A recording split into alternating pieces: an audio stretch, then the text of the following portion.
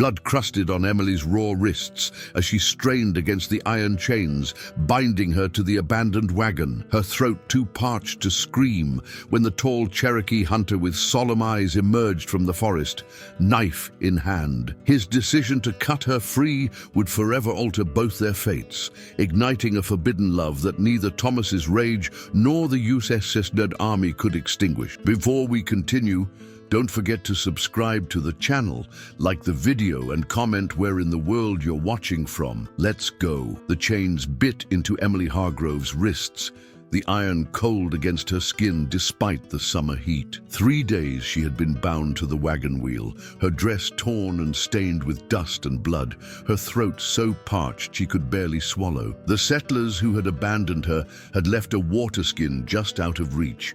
A final cruelty from the man who had once been her husband. "Thomas," she whispered, her voice cracked and dry as the prairie soil beneath her. "How could you?" No answer came but the whisper of wind through tall grass and the distant cry of a hawk. Emily closed her eyes against the harsh afternoon sun, wondering if this would be her final day on Earth. The wagon train had moved on without her, leaving her chained to this broken-down wagon with a splintered axle, left to die alone in Cherokee territory. The irony wasn't lost on her. Thomas had accused her of sympathizing with the natives, of speaking against the government's removal policies. Indian lover, he'd spat at her that final night, his breath heavy with whiskey as the other settlers looked on. None had stood up for her. None had questioned when he'd declared her a traitor to her race, to her country, all because she dared suggest that the Cherokee families they'd seen being marched westward deserved mercy. Emily tugged weakly at the chains once more,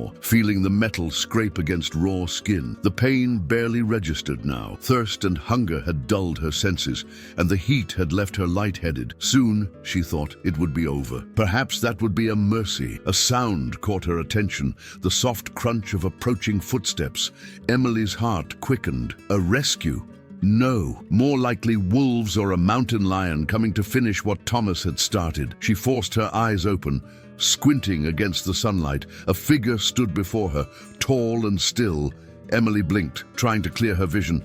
A man, not one of the settlers. His long black hair was tied back, adorned with 2 eagle feathers. He wore buckskin leggings and a fringed hunting shirt, a knife at his belt, and a bow slung across his back. Cherokee. Fear and hope warred within her chest. Would he kill her quickly, at least? After what white settlers had done to his people, she could hardly blame him. The man knelt before her, dark eyes studying her face. His expression remained impassive, giving nothing away. "A water," Emily managed to whisper. Please." Without a word, he unstopped a skin at his waist, gently lifting it to her cracked lips. The cool liquid was the sweetest thing she had ever tasted. She drank greedily until he pulled it away. "Slowly," he said in perfect English. "Too much will make you sick." Emily stared at him in surprise, not just at his command of English, but at the kindness in the gesture. He moved around her, examining the chains. "Your people did this?" he asked, his voice deep and measured. Emily nodded weakly. "My husband, ex-husband. I spoke against how the Cherokee were being treated." A bitter laugh escaped her lips. "He said it was fitting I should die in Cherokee territory, since I cared so much for savages." Something flashed in the man's eyes. Anger, perhaps, or simple recognition of the cruelty humans could inflict on one another. "What is your name?" he asked, examining the lock on her chains. Emily Hargrove," she swallowed, her throat feeling better for the water. "And you?" He paused, seeming to consider whether to answer. "Tisqua," he finally replied. "But the white traders call me Wolf." He drew his knife, a long blade with a bone handle, and Emily couldn't help but flinch. Instead of harming her, however, he worked the tip into the lock, his movements precise and patient. Minutes passed in silence as he worked, the only sounds the metal scratching against metal and Emily's shallow breathing. Finally, something clicked and the lock fell open. The chains loosened, slipping from her raw wrists. Emily gasped as blood rushed back into her hands, bringing with it a rush of stinging pain. "Thank you," she whispered, tears welling in her eyes. "Thank you." Wolf nodded once, returning his knife to its sheath. "Can you stand?" Emily tried to push herself up, but her legs, cramped from days of sitting, buckled beneath her. Wolf caught her before she fell, his strong hands steady at her elbows. "I'm sorry," she mumbled. "I've been here for 3 days." Without another word, Wolf scooped her up, one arm behind her back and the other under her knees. Emily was too weak to protest, her head lolling against his chest. She could feel the steady rhythm of his heartbeat, smell the leather and pine scent of him. "Why help me?" she managed to ask, as he carried her away from the wagon. "After what my people have done to yours." Wolf was quiet for so long she thought he might not answer. Finally, he spoke, his eyes fixed on the horizon. "My grandfather taught me that cruelty must be met with kindness, or else it spreads like fire through dry grass." He glanced down at her. "I would not become what I hate." Emily felt something inside her chest loosen at his words. Tears slipped down her cheeks, cutting clean tracks through the dust on her face. "My village is half a day's journey," Wolf continued. "You will find shelter there while you heal." "They'll take me in?" Emily asked, disbelief evident in her voice. "A white woman. We judge by actions, not skin," he replied simply. "But the decision will be the council's." As Wolf carried her through the tall grass, Emily felt a strange sense of peace settling over her. Whether she lived or died now, at least she had been shown kindness at the end. At least someone had seen her as human. The sun was beginning its descent toward the western mountains, casting long shadows across the prairie. Emily's eyes grew heavy, the gentle rhythm of Wolf's stride lulling her toward sleep. The last thing she saw before darkness claimed her was a hawk circling overhead, free and untethered against the vast blue sky. When Emily awoke, she was lying on a soft bed of furs inside a dwelling she didn't recognize. The circular space was framed with bent saplings covered in hides, a small fire burning in a central pit. Smoke rose through a hole in the center of the roof. A Cherokee home, a winter house, though now used in the summer heat for its coolness. She tried to sit up, wincing as pain shot through her body. Her wrists had been cleaned and wrapped with some kind of soft plant material, a salve that smelled of herbs coating the abraded skin. "Be still," came a woman's voice. "You are very weak." An elderly Cherokee woman sat on the opposite side of the fire, her silver hair braided down her back. Her face was deeply lined, her dark eyes sharp and assessing. "Where is—" Emily began. "Siskwa has gone to speak with the council," the woman answered, moving closer to check Emily's bandages. "I am Gunslingers, his grandmother. He brought me to his home," Emily asked, surprised. The old woman's lips twitched in what might have been amusement. "Where else would he bring someone who needs healing? I am the medicine woman of our band. Thank you for helping me," Emily said softly. Gunslingers studied her face. "My grandson says your own people did this to you because you spoke for the Cherokee." Emily lowered her eyes. "I only said what was right, that forcing your people from your lands was wrong, that the conditions on the removal march were cruel." She looked back up at the older woman. "I didn't do enough. I should have done more." The medicine woman was silent for a long moment. "One voice may seem small," she finally said, "but it is how all change begins." She handed Emily a wooden cup filled with a steaming liquid. "Drink, it will help your strength return." The tea was bitter but warming. As Emily drank, she heard voices outside the dwelling, one of them Wolf's deep tones, speaking in Cherokee. The hide covering the entrance was pushed aside, and he ducked in, followed by an older man wearing a feathered headdress. "This is Adahi," Wolf said to Emily, "our chief." Emily tried to sit up straighter, wincing at the effort. The chief regarded her with solemn eyes. "Siskwa has told us your story," Adahi said, his English careful but clear. "The council has met. You may stay until you are healed." Relief washed over Emily. "And it is thank you," she said, bowing her head respectfully. "But then," the chief continued, "you must decide your path. You cannot return to your people." The truth of his words settled over her like a heavy blanket. She had nowhere to go, no family back east, no friends among the settlers. Thomas would have told everyone she was dead, or worse, a traitor. "I understand," she whispered. After the chief departed,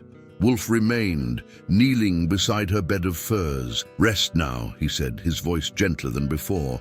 "Tomorrow will be soon enough to think of the future." As he turned to leave, Emily caught his hand, her fingers light against his skin. "Why did you really help me?" she asked. The truth. Wolf's eyes met hers, dark and fathomless. 3 winters ago, my wife and daughter were taken by soldiers. They did not survive the march east. His voice remained steady, but Emily could hear the pain beneath the words. When I saw you chained there, I thought of them, of how I wished someone had shown them mercy. Emily's throat tightened. I'm so sorry. The path of hatred is easy to walk, Wolf said quietly.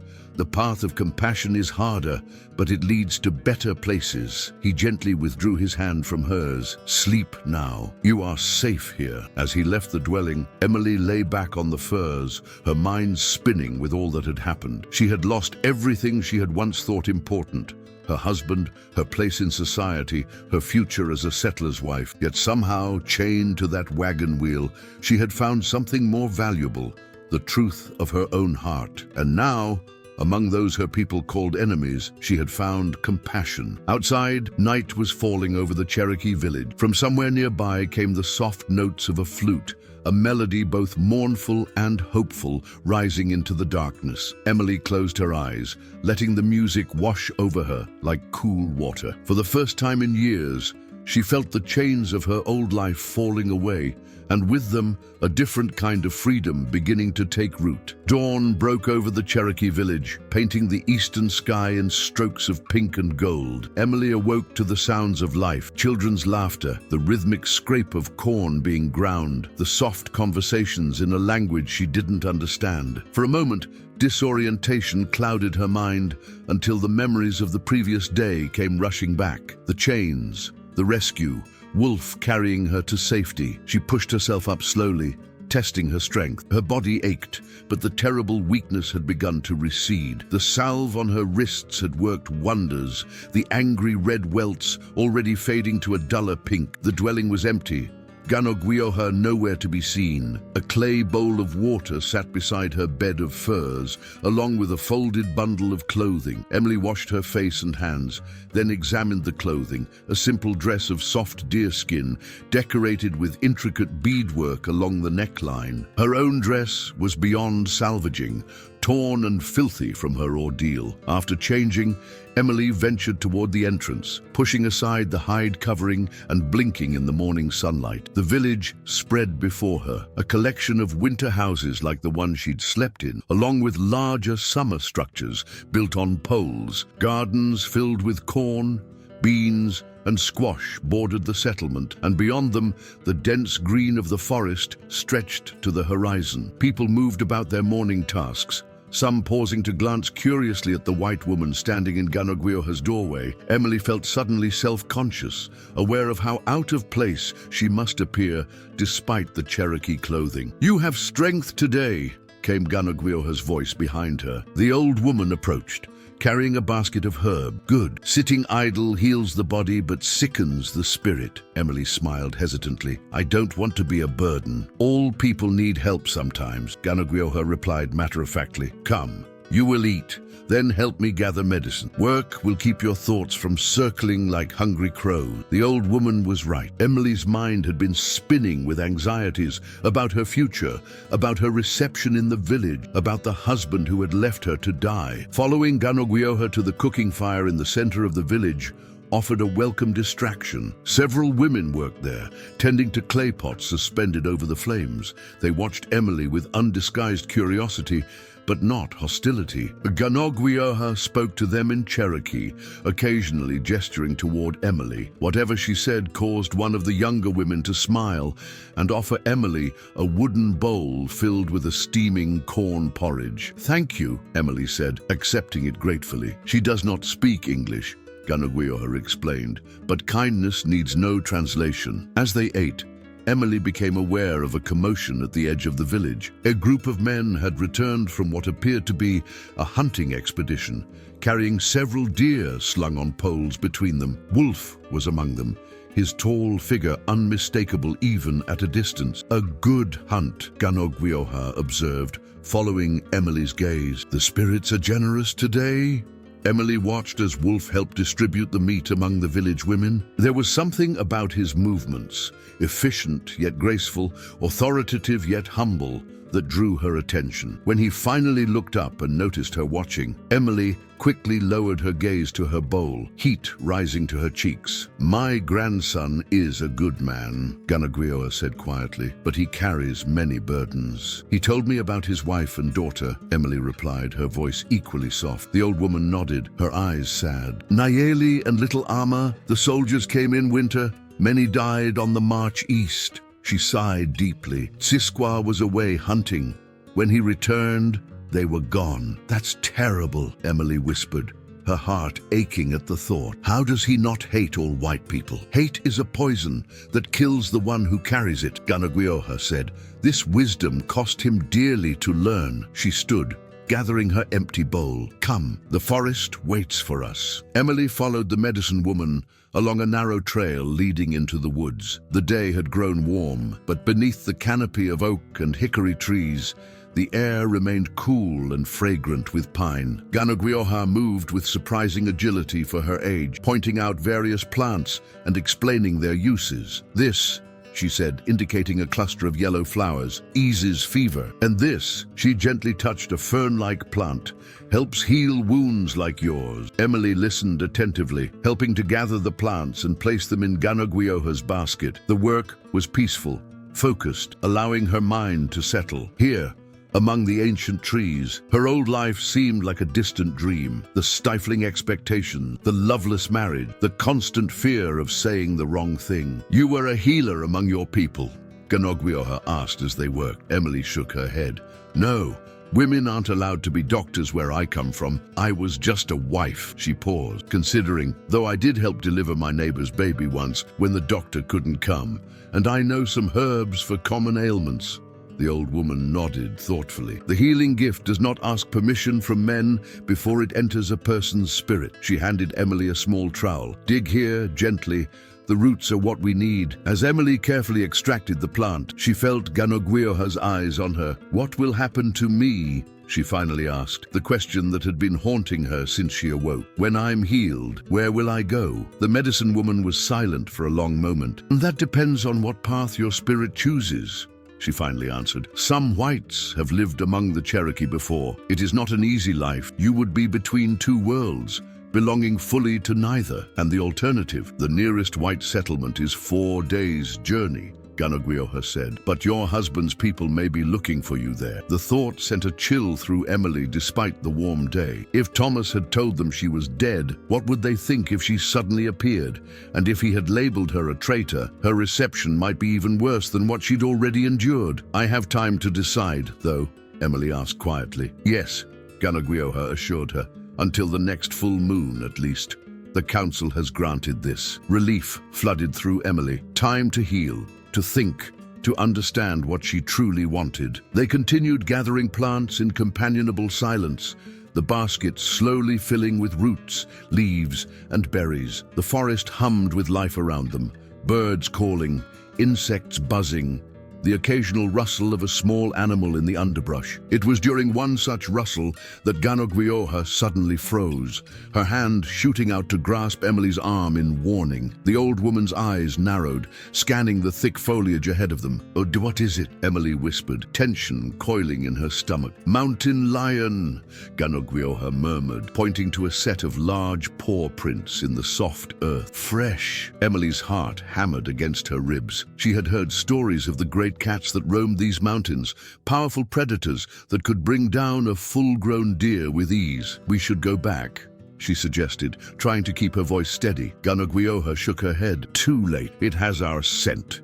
She reached slowly into her medicine pouch, withdrawing a small bone whistle. "When I signal, climb that tree," she said, nodding toward a sturdy oak with low-hanging branches. Before Emily could respond, a low growl emanated from the thicket ahead. Through the leaves, she caught a glimpse of tawny fur and gleaming eyes. The mountain lion emerged partially from its cover, muscles rippling beneath its sleek coat, regarding them with predatory intent. Gunslingers raised the whistle to her lips and blew, not a shrill sound as Emily expected, but a deep, resonant tone that seemed to vibrate through the forest floor. The cat hesitated, ears flattening against its skull. "Now!" the old woman hissed, and Emily scrambled toward the oak tree, her fingers grasping at the rough bark. She pulled herself up to the lowest branch just as the mountain lion let out a snarl and tensed to spring, but the attack never came. An arrow whistled through the air, striking the ground directly in front of the great cat. It leaped backward, startled, as a second arrow followed the first. Wolf stepped into the clearing, another arrow already knocked in his bow. He spoke in Cherokee, not shouting, but his voice carrying power and authority. The mountain lion growled again, tail lashing, but it backed away slowly before finally turning and disappearing into the undergrowth. Emily clung to the tree branch, her legs trembling. Wolf approached his grandmother first, speaking urgently in their language. Ganogwioha responded calmly, gesturing toward Emily. "You can come down now," Wolf called up to her, his dark eyes assessing. "It's gone." Emily descended awkwardly, her hands shaking. Once on solid ground, she found her voice. "Thank you. Again. That's twice you've saved my life." A ghost of a smile touched Wolf's lips. "I was hunting nearby when I heard grandmother's signal." He turned to Ganogwioha. "Do you went too far into the lion's territory?" The old woman shrugged, seemingly unperturbed by their close call. "The best medicine plants grow where danger lives. This is always the way." Wolf shook his head, but there was fondness in his exasperation. "We should return to the village, all of us." As they walked back along the forest trail, Emily found herself between grandmother and grandson, the basket of medicinal plants still clutched in her hands. Despite the lingering fear from their encounter with the mountain lion, she felt strangely at peace. For the first time, in longer than she could remember, she felt seen, not as property or as an extension of her husband, but as a person with value of her own. When Wolf glanced over at her, concern still evident in his gaze, Emily offered him a small smile of gratitude. Something shifted in his expression then, a softening around the eyes, a hint of warmth breaking through his careful reserve. In that moment, Emily realized that the chains Thomas had placed around her wrists were only the physical manifestation of the constraints that had bound her for years. Here, in this forest, among people who had every reason to hate her kind, she was paradoxically more free than she had ever been. Days slipped into a week, and Emily found herself falling into the rhythm of life in the Cherokee village. Each morning, she rose with the sun to help Ganogwioha prepare medicines and tend to the sick. The old woman proved to be a patient teacher, correcting Emily's mistakes without criticism and praising her natural affinity for healing. "Your hands know what to do before your mind does," Ganogwioha observed one afternoon as Emily skillfully applied a poultice to a child's infected cut. "This is the mark of a true healer." Emily had smiled at the compliment, a warm sense of purpose filling her chest. Back in the settler community, her intelligence and curiosity had been treated as flaws to be corrected. Here, they were valued, even encouraged. The villagers had gradually grown accustomed to her presence. Some remained distant, their memories of white cruelty too fresh to allow for trust. Others, particularly the children, approached her with open curiosity. One little girl named Eunice had taken to following Emily around, watching her work with solemn dark eyes, so reminiscent of Wolf's that Emily wasn't surprised to learn she was his niece. Wolf himself remained something of a mystery. He was often away hunting or scouting, and when in the village, he moved with purpose, always busy with some task or council meeting. Yet Emily frequently felt his eyes on her when he thought she wasn't looking, watching her integration into village life with an expression she couldn't quite decipher. Today, Emily sat outside Ganogwioha's dwelling, grinding herbs with a stone mortar and pestle. The repetitive motion was meditative, allowing her mind to wander as her hands worked. She had been with the Cherokee for nearly 2 weeks now, and the full moon, the deadline for her decision, approached rapidly. Stay or go? The question haunted her waking hours and chased her into dreams. "You work as if the plant has wronged you," came a deep voice, startling Emily from her thoughts. She looked up to find Wolf standing before her, a hint of amusement in his eye. He wore only buckskin leggings and moccasins in the summer heat, his upper body bare except for the carved bone amulet that hung around his neck. Emily found herself momentarily at a loss for words, her gaze lingering on the lean muscles of his chest. before she caught herself and looked away. "I was lost in thought," she admitted, setting down the pestle. "Your grandmother says grinding herbs should be done with intention, but my mind keeps wandering." Wolf crouched beside her, picking up a pinch of the crushed leaves and inhaling their scent. "Feverweed," he identified. "You've ground it well, despite your wandering mind." "Thank you," Emily said, surprised by the compliment. "Are you back from hunting already?" He nodded. "The deer are moving north earlier than usual this year. It may mean a harsh winter comes." His dark eyes studied her face. "My grandmother says you have learned quickly." Emily felt a flush of pride at his words. "She's a good teacher, and I find the work satisfying." She hesitated before adding, "More satisfying than anything I was allowed to do in my old life." Something flickered across Wolf's expression. Understanding, perhaps. "The settlers' ways are strange to us. They keep their women like birds in cages, then wonder why they do not sing." The observation was so accurate that Emily couldn't help but laugh, though the sound held little humor. "Yes, exactly. Women are meant to be decorative and obedient, especially to their husbands." Her smile faded as she thought of Thomas. "My husband, former husband, hated that I asked questions, that I read books, that I spoke to the Cherokee we encountered rather than shunning them." Wolf was quiet for a moment, turning a leaf between his fingers. "And yet you married him." "I had little choice," Emily replied, her voice soft with old pain. "My parents died when I was 16. Thomas was my father's business partner. He offered marriage as protection. I was grateful then." She shook her head. "I didn't understand the price until it was too late." Wolf nodded slowly, his face solemn. "Many chains are invisible until we try to move freely." They sat in comfortable silence for a moment, the sounds of the village flowing around them, children playing, women talking as they worked, men preparing for a council meeting. It struck Emily how similar it was to the settler community in some ways, yet fundamentally different in others. Here, work and family and spirituality blended seamlessly, without the rigid separation she had known before. "The council meets tonight," Wolf said eventually.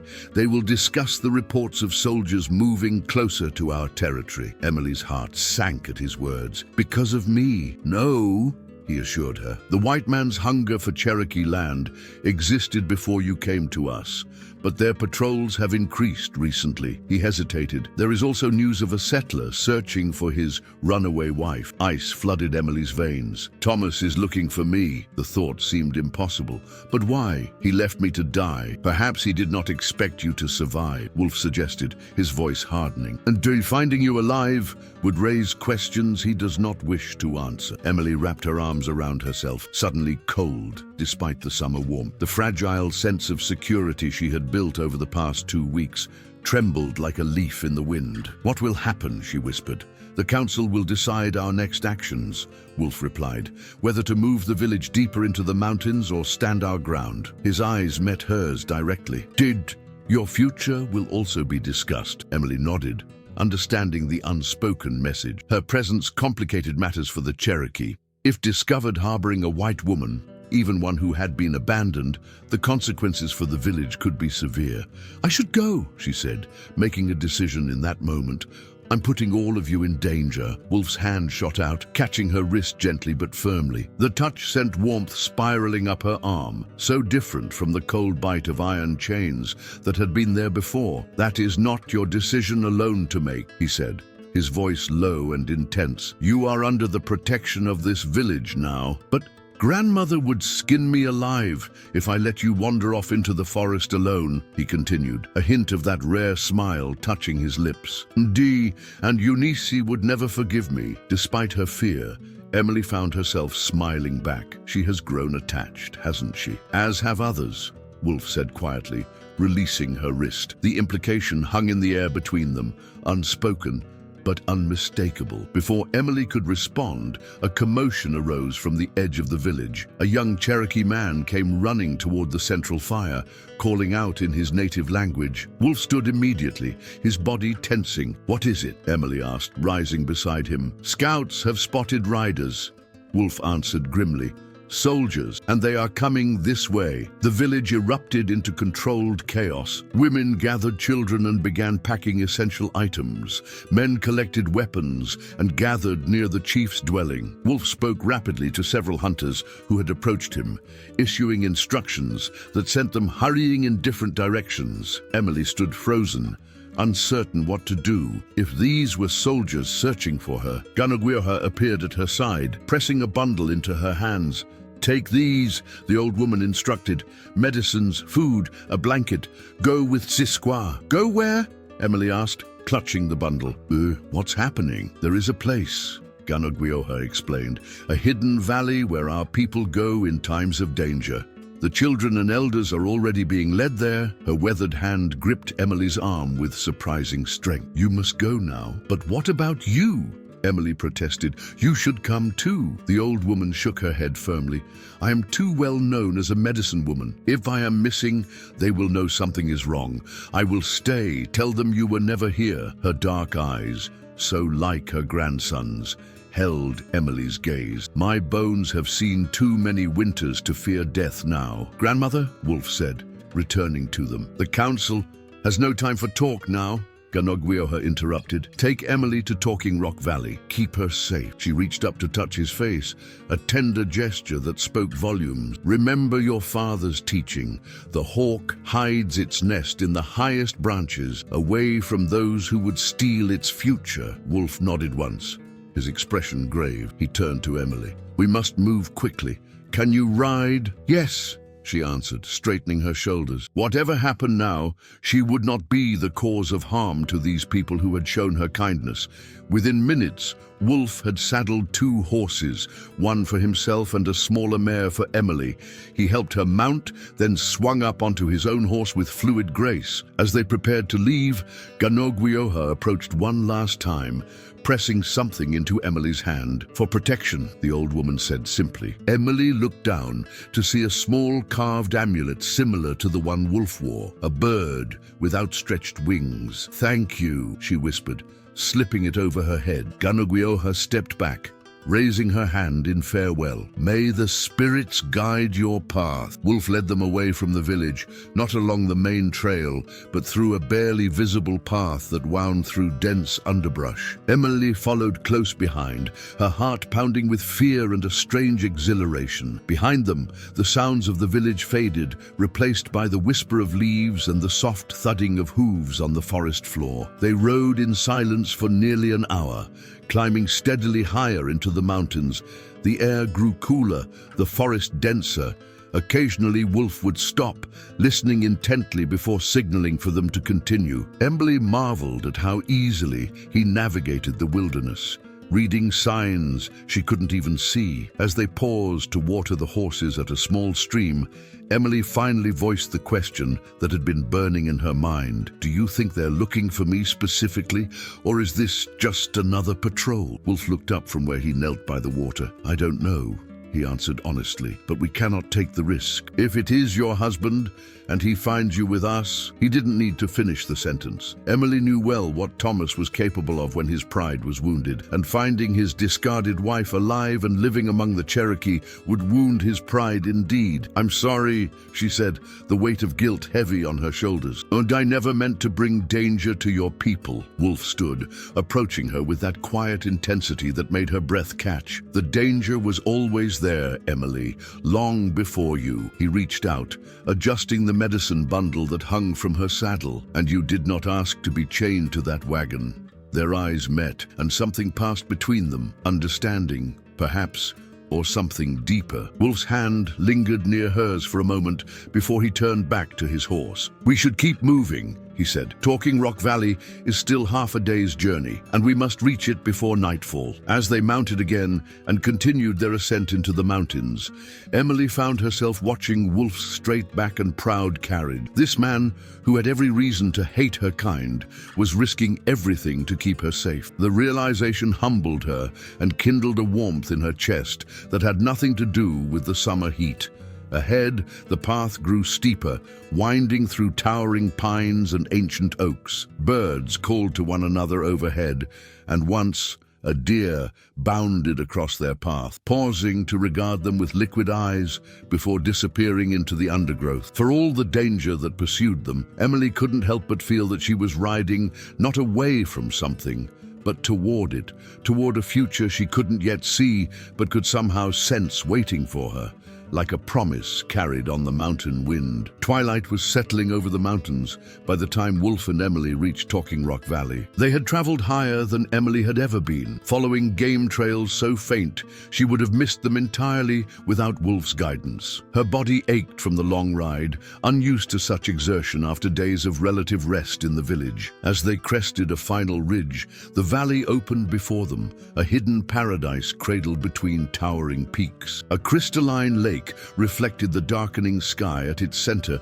surrounded by meadows dotted with wildflowers. Several small dwellings were clustered near the water's edge, smoke rising from cook fires. Emily could make out the shapes of people moving about, setting up what appeared to be a temporary camp. "It's beautiful," she breathed, reining her horse to a stop beside Wolf's. "Or Talking Rock Valley," he confirmed, gesturing toward a massive stone formation that loomed over the lake. In the fading light, the rock indeed resembled a face in profile, as if the mountain itself were speaking. "The soldiers do not know of this place. Few white men have ever seen it. I understand why you keep it secret," Emily said softly.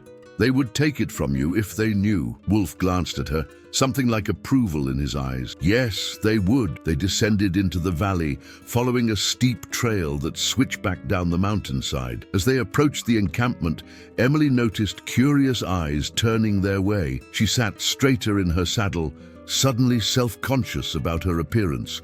A white woman in Cherokee clothing, riding beside one of their hunters. A tall man with gray streaks in his long hair stepped forward to meet them. He wore a feathered headdress, similar to Chief Adai's, though smaller. His face was stern, eyes evaluating Emily with unconcealed suspicion. "Tsiskwa," he greeted Wolf in English, his gaze never leaving Emily. "You bring a white woman to our sacred refuge. She was under our village's protection, Elder Kanuna," Wolf replied respectfully but firmly, "and the council granted her sanctuary until the full moon. That was before soldiers came to our doorstep," the elder countered. "How do we know she did not lead them there?" Emily felt heat rise to her cheeks. But before she could defend herself, Wolf spoke again. "She was chained to a wagon and left to die by her own people," he said, his voice taking on an edge. "She has learned our healing ways from my grandmother. The children trust her." He straightened in his saddle. "I vouch for her with my life." The weight of this declaration hung in the air between them. Elder Kanuna studied Wolf for a long moment, then returned his gaze to Emily. "What is your name, white woman?" "Emily Hargrove," she answered, meeting his eyes despite her nervousness. "I owe my life to Wolf, to Tsiskwa, and to his people. I would never betray that debt." The elder considered her words, then gave a short nod. "You may stay until we know it is safe to return." He turned back to Wolf. "But she is your responsibility." "I understand," Wolf replied solemnly. As Elder Kanuna walked away, Emily let out a breath she hadn't realized she was holding. "Thank you," she said quietly to Wolf, "for speaking for me." He dismounted and came to help her down from her horse. His hands circled her waist, strong and sure, as he lifted her to the ground. For a moment they stood close, too close, his hands lingering at her waist, her palms resting lightly on his forearms. Something electric passed between them before Wolf stepped back, clearing his throat. "I meant what I said," he told her, taking the reins of both horses. "Come, you must be hungry." They walked toward the center of the encampment, where a large fire burned. Women tended cooking pots while children darted about, somehow maintaining their play despite the urgency of their flight. Emily recognized several faces from the village, including little Eunice, who spotted her and came running with an excited cry. "Emily! Emily!" The child threw her arms around Emily's waist. "I knew you would come." Emily hugged her back, smiling despite her exhaustion. "Hello, little one. Were you brave on the journey?" Eunice nodded solemnly. "I did not cry, not even when we had to hide from the white men's horses." Emily's smile faltered. "You saw soldiers from far away," Eunice assured her. "Uncle Wolf's friend Wohali led us on a secret path." Wolf who had returned from tending to the horses, placed a hand on his niece's head. "Eunice, go tell your mother that Emily is here safely." The little girl skipped off, and Wolf guided Emily toward a small dwelling set apart from the others. "This will be yours," he explained, pushing aside the entrance flap. "It's small, but it will keep you warm." The shelter was indeed modest, just large enough for a sleeping pallet and a small fire pit, but it was clean and well constructed of bent saplings covered with hides. "It's perfect," Emily said sincerely. "Thank you." "Rest," Wolf advised. "I must speak with the council, but I will bring food later." After he left, Emily sank onto the sleeping pallet, her body finally acknowledging the toll of their journey. She was almost asleep when a soft voice called from outside.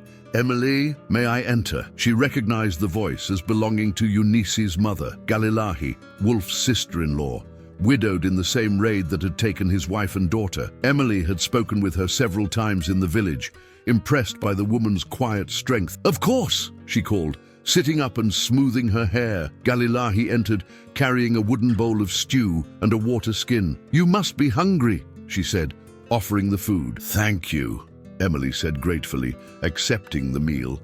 The stew was rich with venison and wild roots, warming her from within as she ate. Galilahi settled across from her, watching with kind eyes. "My daughter has grown fond of you," she observed. "She says you tell good stories." Emily smiled. "She's a wonderful child, so curious about everything, like her uncle," Galilahi said with a knowing look. "Always asking why, never satisfied with simple answers." There was something in her tone that made Emily pause, spoon halfway to her mouth. "Wolf has been very kind to me," she said carefully. "Kindness is not what I see in his eyes when he looks at you," Galilahi replied directly. "Nor in yours when you look at him." Emily felt heat rise to her cheeks. "You need not explain," the Cherokee woman interrupted gently. "The heart chooses its own path, often not the easiest one," she sighed. "But I must warn you, what grows between you brings danger to you both." "I know," Emily whispered, setting down her bowl. "I never intended." "Intentions matter little against feelings," Galilahi said with a small smile. "My husband was Tsiskwa's brother. When I chose him, my family objected. They said he was too wild, too fond of the old ways. But love is stubborn." Her eyes grew distant with memory.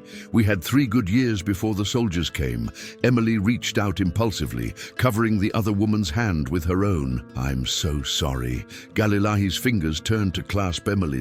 "I tell you this not to make you sad, but so you understand.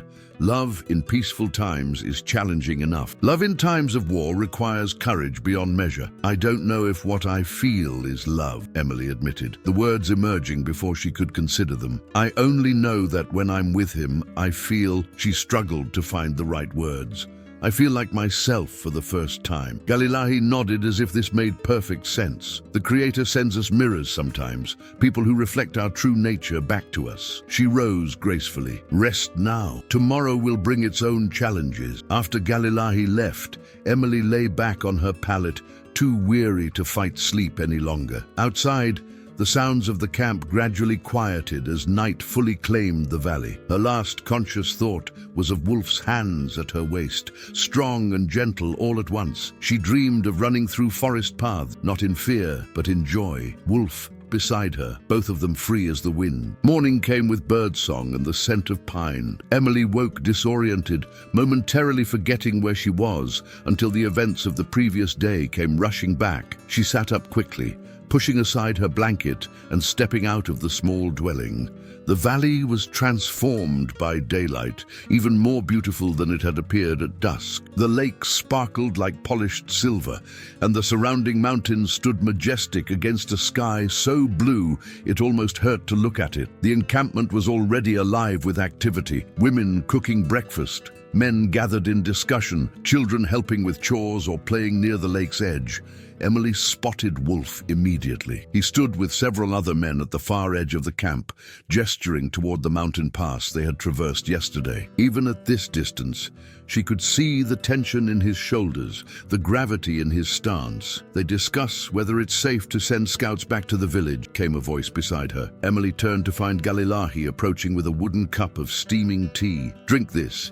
It will help with the soreness from riding." "Thank you," Emily said, accepting the tea gratefully. She sipped it, recognizing the taste of willow bark and honey. Or do you think the soldiers are still there? Galilahi's expression grew somber. The white man's pattern is predictable. They come, they search, they threaten. Sometimes they burn, then they leave, promising to return if we cause trouble. Her eyes flicked to Emily. Finding you among us would be trouble indeed. Emily's stomach twisted with guilt. And I never wanted to bring danger to your people. The danger exists with or without you, Galilahi said, echoing Wolf's words from the day before. It is the way of things now. She nodded toward the lake. Come, help me gather cattails. The young shoots are good for eating, and the roots can be ground into flour. Grateful for the distraction, Emily followed the Cherokee woman to the lake's edge. They worked in companionable silence, wading into the shallow water to harvest the young cattail shoots. The water was cold against Emily's legs, but the morning sun warmed her shoulders through her deerskin dress. As they worked, Emily noticed Wolf walking toward them, his expression unreadable. Galilahi saw him too and straightened, saying something in Cherokee that made him smile briefly before she gathered her basket and tactfully moved away. Did you sleep well? Wolf asked, helping Emily out of the water onto the pebbly shore. Yes, thank you, she replied, suddenly aware of her bare feet and damp skirt. Have you decided about sending scouts? Wolf nodded, his expression growing serious. 3 men left at dawn. They will observe from a distance and return by nightfall. He hesitated. Emily, I must ask you something difficult. Her heart quickened. Oh, what is it? If your husband is among those searching for you, Wolf said carefully, what will you do? The question hung between them, heavy with implication. Emily took a deep breath, considering her answer. He is not my husband in my heart, she said finally. He forfeited that right when he chained me to that wagon. She met Wolf's gaze directly. I will not go back to him. Not willingly. Relief flickered across his features, there and gone so quickly she might have imagined it. And if he forces the issue, if he brings more soldiers, threatens the village, then I would leave, she said without hesitation. I would go far away where he couldn't find me, rather than bring harm to your people. Her voice dropped lower. But I wouldn't go back to him. Never again. Wolf studied her face, as if searching for the truth in her words. Whatever he saw seemed to satisfy him, for he nodded once, decisively. There is a place I want to show you, he said, changing the subject. If you're not too tired from yesterday's journey. I'm not too tired, Emily assured him, curious.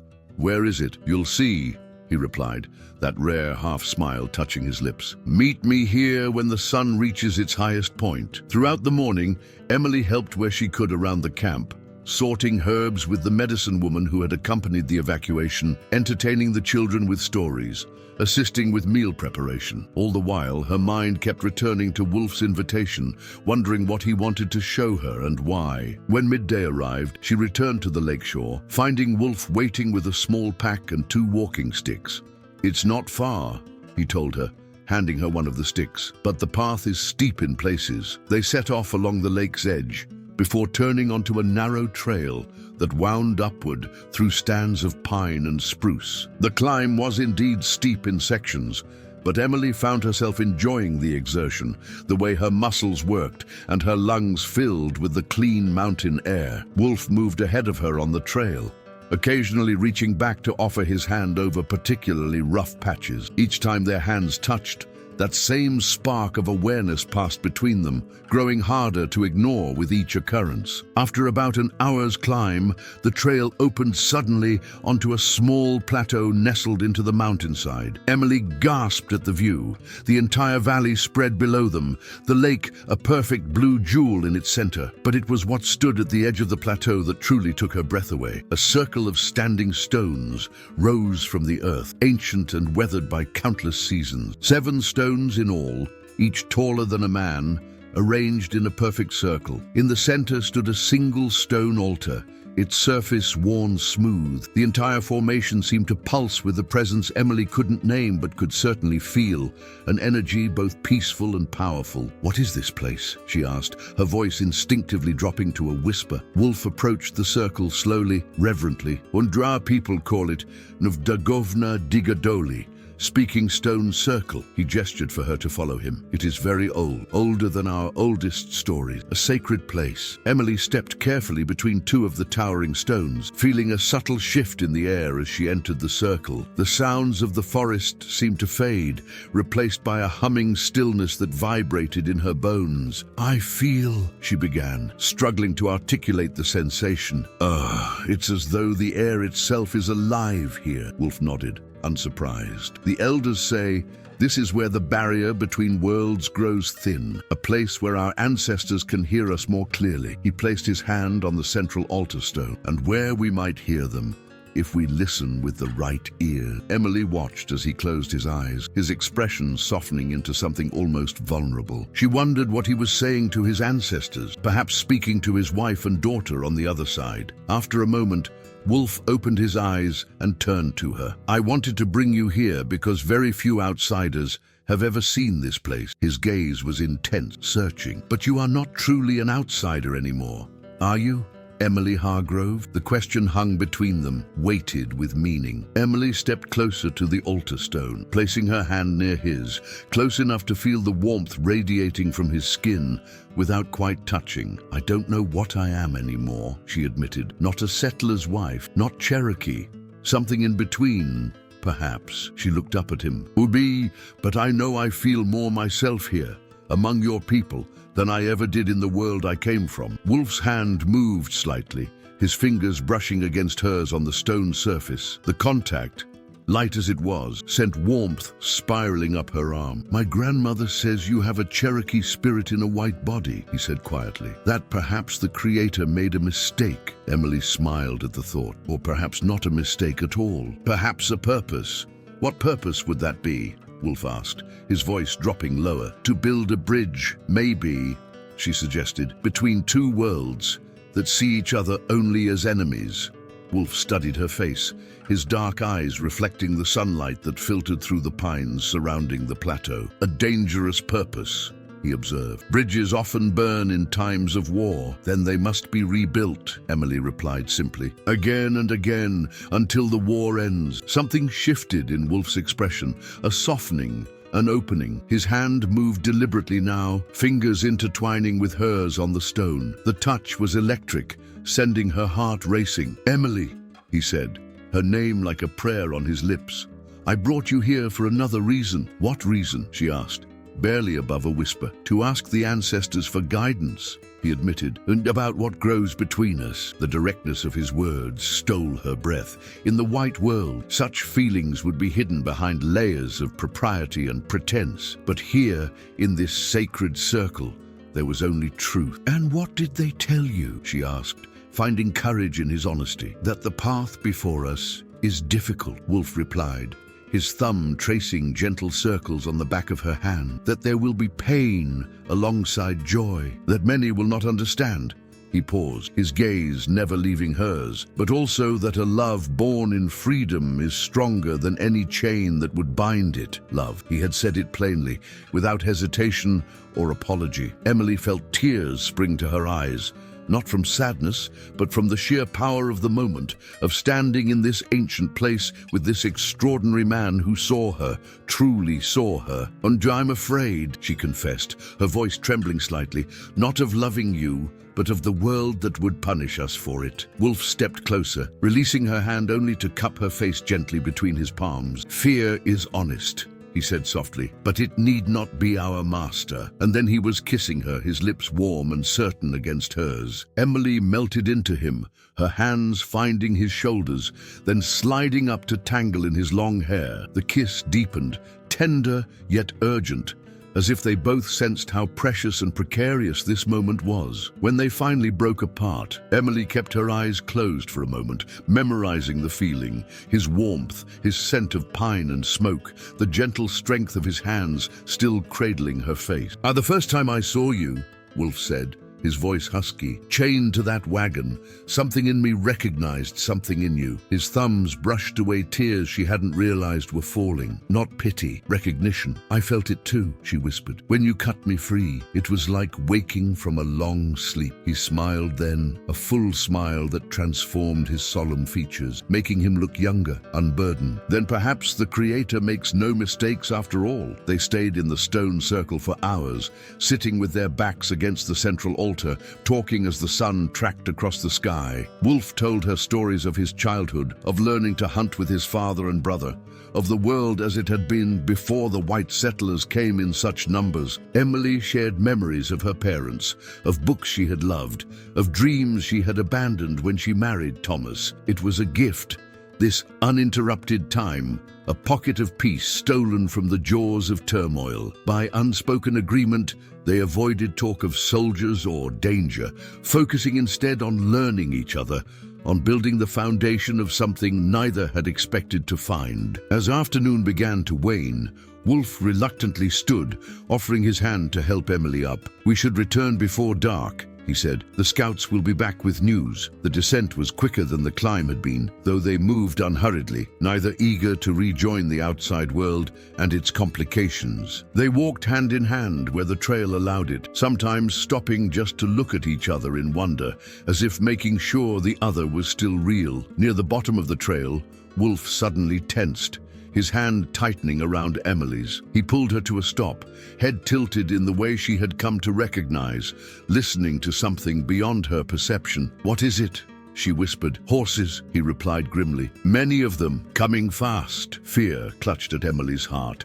"Soldiers, stay here," Wolf instructed, moving silently toward the edge of the trees where they could see the valley floor. Emily followed despite his warning, unwilling to be left behind. From their vantage point, they could see riders approaching the valley entrance, at least a dozen men on horseback, their blue uniforms unmistakable even at a distance. At their head rode a figure in civilian clothes, his posture rigid and commanding. Emily's blood turned to ice. Even from here, she would know that silhouette anywhere. "Thomas," she breathed, instinctively shrinking back into the shadows of the trees. Wolf's expression hardened, his jaw tight. "Your husband?" "Former husband," she corrected automatically, her mind racing. "But how did they find this place?" "You said no white men knew of it. Someone must have talked," Wolf replied, already turning back toward the trail. "Come, we must warn the camp." They abandoned caution for speed now, running down the trail as fast as the terrain would allow. By the time they reached the encampment, alarm had already spread. Warriors gathered weapons while women hurried children toward the forest paths that led deeper into the mountain. Elder Kanuna stood at the center of the camp, issuing instructions in rapid Cherokee. He turned as Wolf and Emily approached, his expression grave. "The scouts returned with word of soldiers following our trail," he informed them, "but they are already closer than we expected." "It's my husband leading them," Emily said, forcing herself to speak calmly despite her racing heart. "Thomas Hargrove." The elder's eyes narrowed. "How would he know to find us here?" "I don't know," she answered honestly. "But I do know him. He won't stop until he gets what he wants." She straightened her shoulders, making a decision. "I should go to him, draw him away from here." "No," Wolf said sharply, his hand closing around her arm. "You know what he will do to you." "Better just me than all of your people," Emily insisted. "Children, elders, I won't have their blood on my hands." "It is not your decision to make," Elder Kanuna interjected. "The council will decide our course." But there was no time for a council meeting. Already they could hear the thunder of approaching hooves, much closer now. Wolf exchanged a look with the elder, some unspoken communication passing between them. "Take the eastern path," Kanuna said to Wolf, "the hidden one. Get her to grandmother's sister in the far mountains." He switched to Cherokee, speaking rapidly, and Wolf nodded in understanding. "Wait," Emily protested. "I can't just run away. This is my fault." "This is not about fault," Wolf interrupted, already guiding her toward where the horses were tethered. "This is about survival." His eyes burned into hers. "Trust me, Emily, please." The plea in his voice decided her. She nodded once, allowing him to help her onto her horse.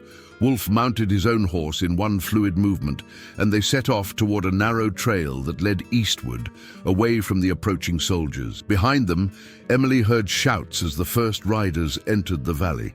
She twisted in her saddle to look back, catching a glimpse of blue uniforms and raised rifles before Wolf led them into the dense forest, the encampment disappearing from view. They rode hard, following a trail so faint Emily would have missed it entirely on her own. Wolf guided them with certainty, occasionally doubling back or crossing streams to confuse their trail. The forest grew denser, the terrain more challenging, but still they pushed on, the sounds of pursuit growing fainter behind them. As dusk began to settle over the mountains, Wolf finally slowed their pace, allowing the horses to rest. They had reached a small clearing beside a tumbling stream, sheltered by towering hemlocks. "We should be safe here for the night," Wolf said, dismounting and helping Emily down. Her legs trembled from the long ride, and she leaned against him momentarily, drawing strength from his solid presence. "What about the others?" she asked, worry etched in her voice. "The children, Eunice and Galilahi. They would have taken the northern path," Wolf assured her, unsaddling the horses. "It leads to caves the soldiers won't find." He worked efficiently, his movements betraying no panic despite their flight. "Elder Kanuna will lead the warriors in a diversion, making the soldiers believe the entire camp fled west." Emily helped as best she could, gathering wood for a small, nearly smokeless fire, while Wolf set up a rudimentary shelter from pine boughs. They worked in companionable silence, the routine tasks helping to calm her frayed nerves. As night fully claimed the forest, they sat close to the tiny fire, sharing dried meat and berries from Wolf's pack. The stars emerged overhead, brilliant in the clear mountain air, seemingly undisturbed by the human dramas unfolding beneath them. "I'm sorry," Emily said finally, breaking the silence, "for bringing this danger to your people." Wolf looked at her across the flames, his expression softened by firelight. "You did not bring it," he said firmly. "Thomas did, the soldiers did, the greed for land did." He reached across to take her hand. "Oh, do not carry burdens that are not yours." His touch anchored her, warm and real against the cold fear that had been her companion all day. Emily moved closer to him, needing the comfort of his presence. "Where are we going?" she asked. "To the Smoky Mountains," Wolf replied. "My grandmother's sister, Agazga, lives there with a small band who refuse to join the larger villages. They keep to the old ways, deep in forests no white man has mapped." He squeezed her hand gently. "You will be safe there while I return to help our people." Emily's head snapped up. "Return? You're leaving me, only for a time," he assured her. "I must know what happened to the others. Help them if I can." His eyes held hers steadily. "I will find you again, Emily. This I promise." The thought of separation so soon after finding each other sent a wave of panic through her, but Emily recognized the determination in his face and knew there would be no dissuading him. Wolf was a protector of his people, of her. He could not abandon the others while they were in danger. "How long will it take to reach Agaska's village?" she asked instead, accepting the inevitable. 3 days, perhaps 4, he answered. "And the path is difficult, but you will not have to travel it alone. Tomorrow we will meet Wohali at the fork in the river. He will guide you the rest of the way, and then you'll go back," Emily stated. Not a question. Wolf nodded, his expression grave. "Yes, but first, I will see you safely to the fork." He cupped her cheek gently. "And then I will return to you as swiftly as I can." Emily leaned into his touch, memorizing the feel of his hand against her skin. "Promise me you'll be careful," she whispered. "Promise me you'll come back." Instead of answering with words, Wolf leaned forward and kissed her, a kiss so tender it brought tears to her eyes. In it was his promise, his devotion, his determination to find his way back to her, no matter what obstacles stood in their path. When they finally broke apart, Emily rested her forehead against his, their breath mingling in the cool night air. "I love you," she whispered, the words emerging from the deepest part of her, simple and true. Wolf's arms tightened around her. "And I you," he replied softly. "Beyond words, beyond reason. They held each other through the night, finding comfort in closeness while they could, both acutely aware of the separation that loomed ahead and the dangers that surrounded them. But in that moment, in that small clearing beneath the vast canopy of stars, they had found a freedom more precious than either had known before. The freedom to love without chains, without boundaries, without fear. Morning came too soon, the first light of dawn filtering through the hemlock branches above their makeshift shelter. Emily awoke still wrapped in Wolf's arms, his steady breathing warm against her neck. For a moment, she allowed herself to imagine waking this way every day, safe, cherished, free from the constraints of her former life. But reality intruded with the chirping of birds and the rustling of forest creatures. They needed to move, to reach the fork in the river where Wohali would be waiting. Every moment they lingered increased the danger of discovery. Wolf stirred, his arms tightening briefly around her before he opened his eyes. "You're awake," he murmured, his voice husky with sleep. "Yeah," Emily replied softly, turning to face him. "Though I wish morning hadn't come so quickly." He brushed a strand of hair from her face, his touch lingering on her cheek. "As do I." Then, with obvious reluctance, he sat up, surveying their small camp. "But we must move. The soldiers will be searching, and Thomas..." He didn't need to finish the thought. They both knew what kind of man Thomas Hargrove was. Relentless, prideful, accustomed to claiming what he considered his property. And in his mind, Emily was still very much his property. They broke camp efficiently, erasing all signs of their presence. Wolf taught her how to scatter the ashes of their small fire, how to brush away their footprints with a hemlock branch, how to move through the forest, leaving minimal trace. Emily absorbed his lessons eagerly, understanding that such knowledge might soon mean the difference between freedom and captivity. The day's journey was arduous. Following game trails so faint, Emily would have missed them entirely without Wolf's guidance. They climbed higher into the mountains, the air growing thinner and cooler. Wolf maintained a watchful silence, often stopping to listen for sounds of pursuit or to examine the trail behind them. By midday, they had reached a high ridge that offered a view back toward Talking Rock Valley. Emily gasped at what she saw, thin columns of smoke rising from where the encampment had been. "They burned it," she whispered, horror constricting her throat. Wolf's face was stone, only the tightening of his jaw betraying his anger. "An old tactic," he said grimly.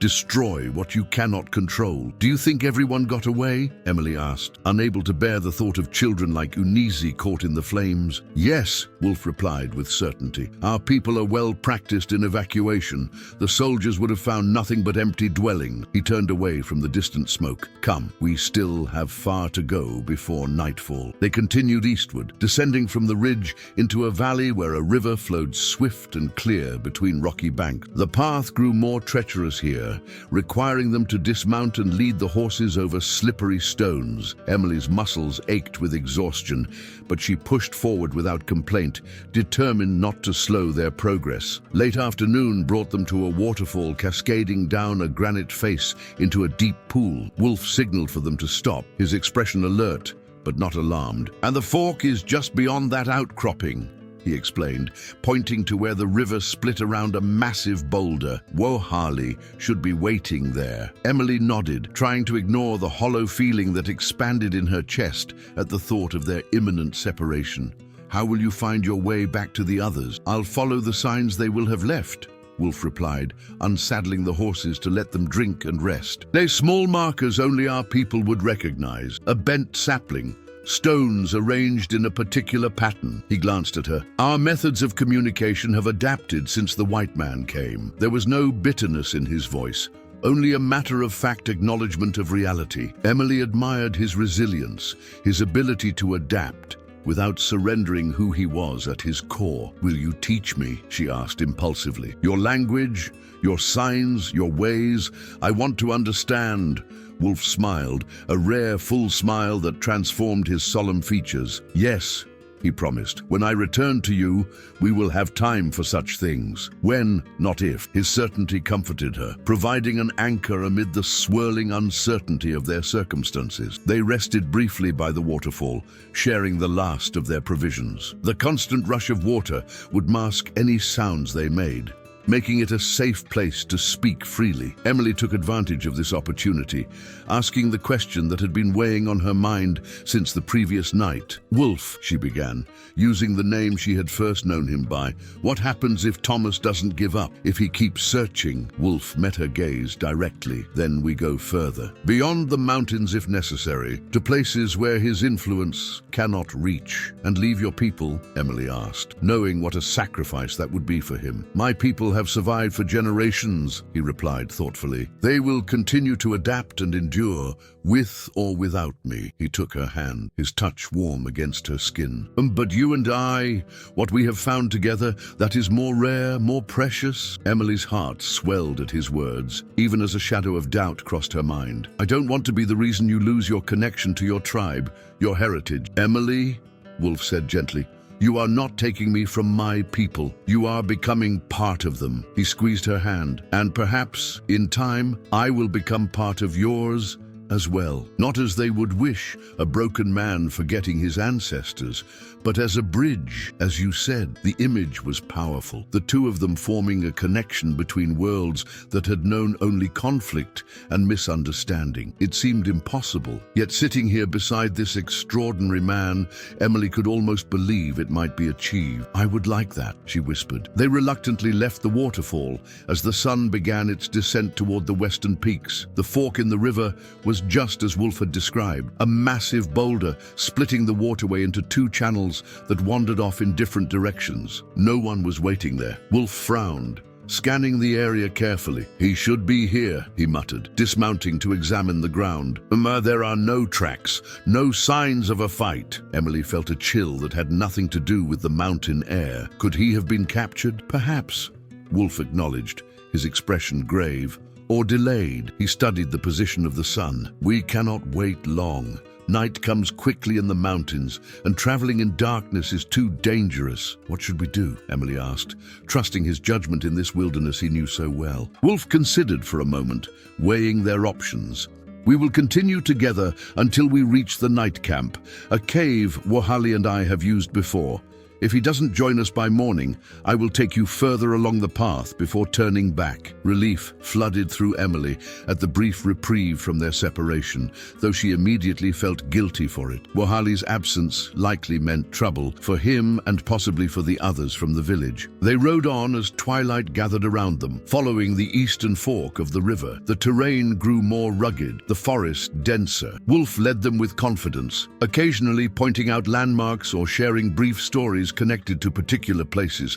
A hollow where he had once tracked a wounded elk through a snowstorm, a meadow where his father had taught him to identify medicinal plants. Emily treasured these glimpses into his life, storing them away like precious gems to revisit during the lonely days that lay ahead. The cave Wolf had mentioned appeared as a dark opening in a granite cliff face, partially hidden by a stand of young pines. He dismounted first, approaching cautiously with his hand on his knife. Emily waited with the horses, tense, until he emerged from the shadows and waved her forward. "It's empty," he reported. "Or no sign that Wohali has been here, but it's dry and defensible." They made camp with practiced efficiency now, Wolf building a small fire near the cave entrance where its light wouldn't be visible from a distance. Emily arranged their sleeping furs deeper inside the cave, where the stone walls still held the day's warmth. As they ate a simple meal of dried venison and the last of the berries, Emily noticed Wolf's growing distraction. His eyes frequently turned toward the cave entrance,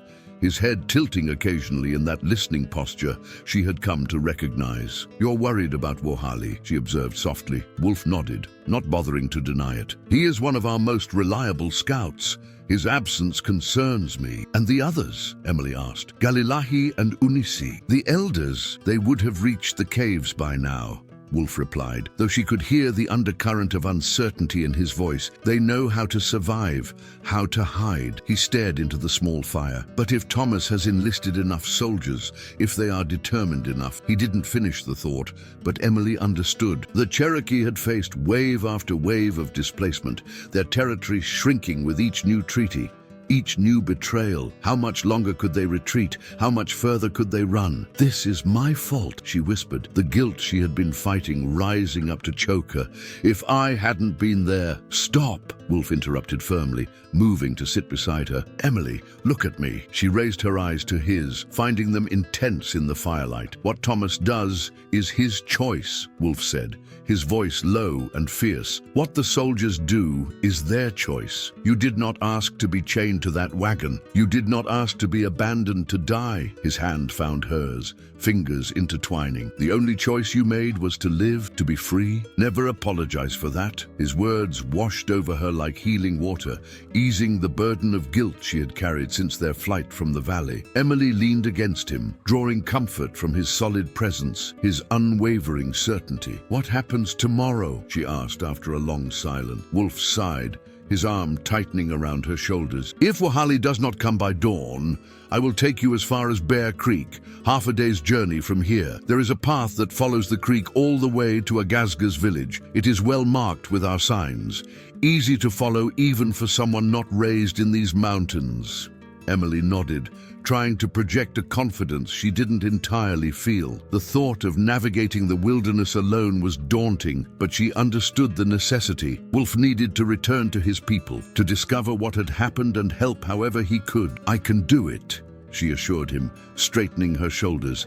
"I've been paying attention to your lessons." Pride flickered in his eyes. "I know you can." He brushed a strand of hair behind her ear, his touch lingering. "You are stronger than you know, Emily Hargrove. Stronger than the chains that bound you. Stronger than the fear that would keep you captive." His faith in her kindled an answering strength within Emily's heart. She had survived Thomas's cruelty, had adapted to life among the Cherokee, had found courage to love against all convention and expectation. She could find her way to Agazga's village alone if necessary. As night deepened around their small fire, they held each other close, neither willing to surrender to sleep while precious hours of togetherness remained. They spoke in quiet voices of dreams and hopes, of a future where they might live in peace, neither fully in the white world nor fully in the Cherokee one, but in a place of their own making. It was a beautiful dream, fragile as morning mist, but powerful in its promise. Emily clung to it as exhaustion finally claimed her. Wolf's heart beat steady beneath her cheek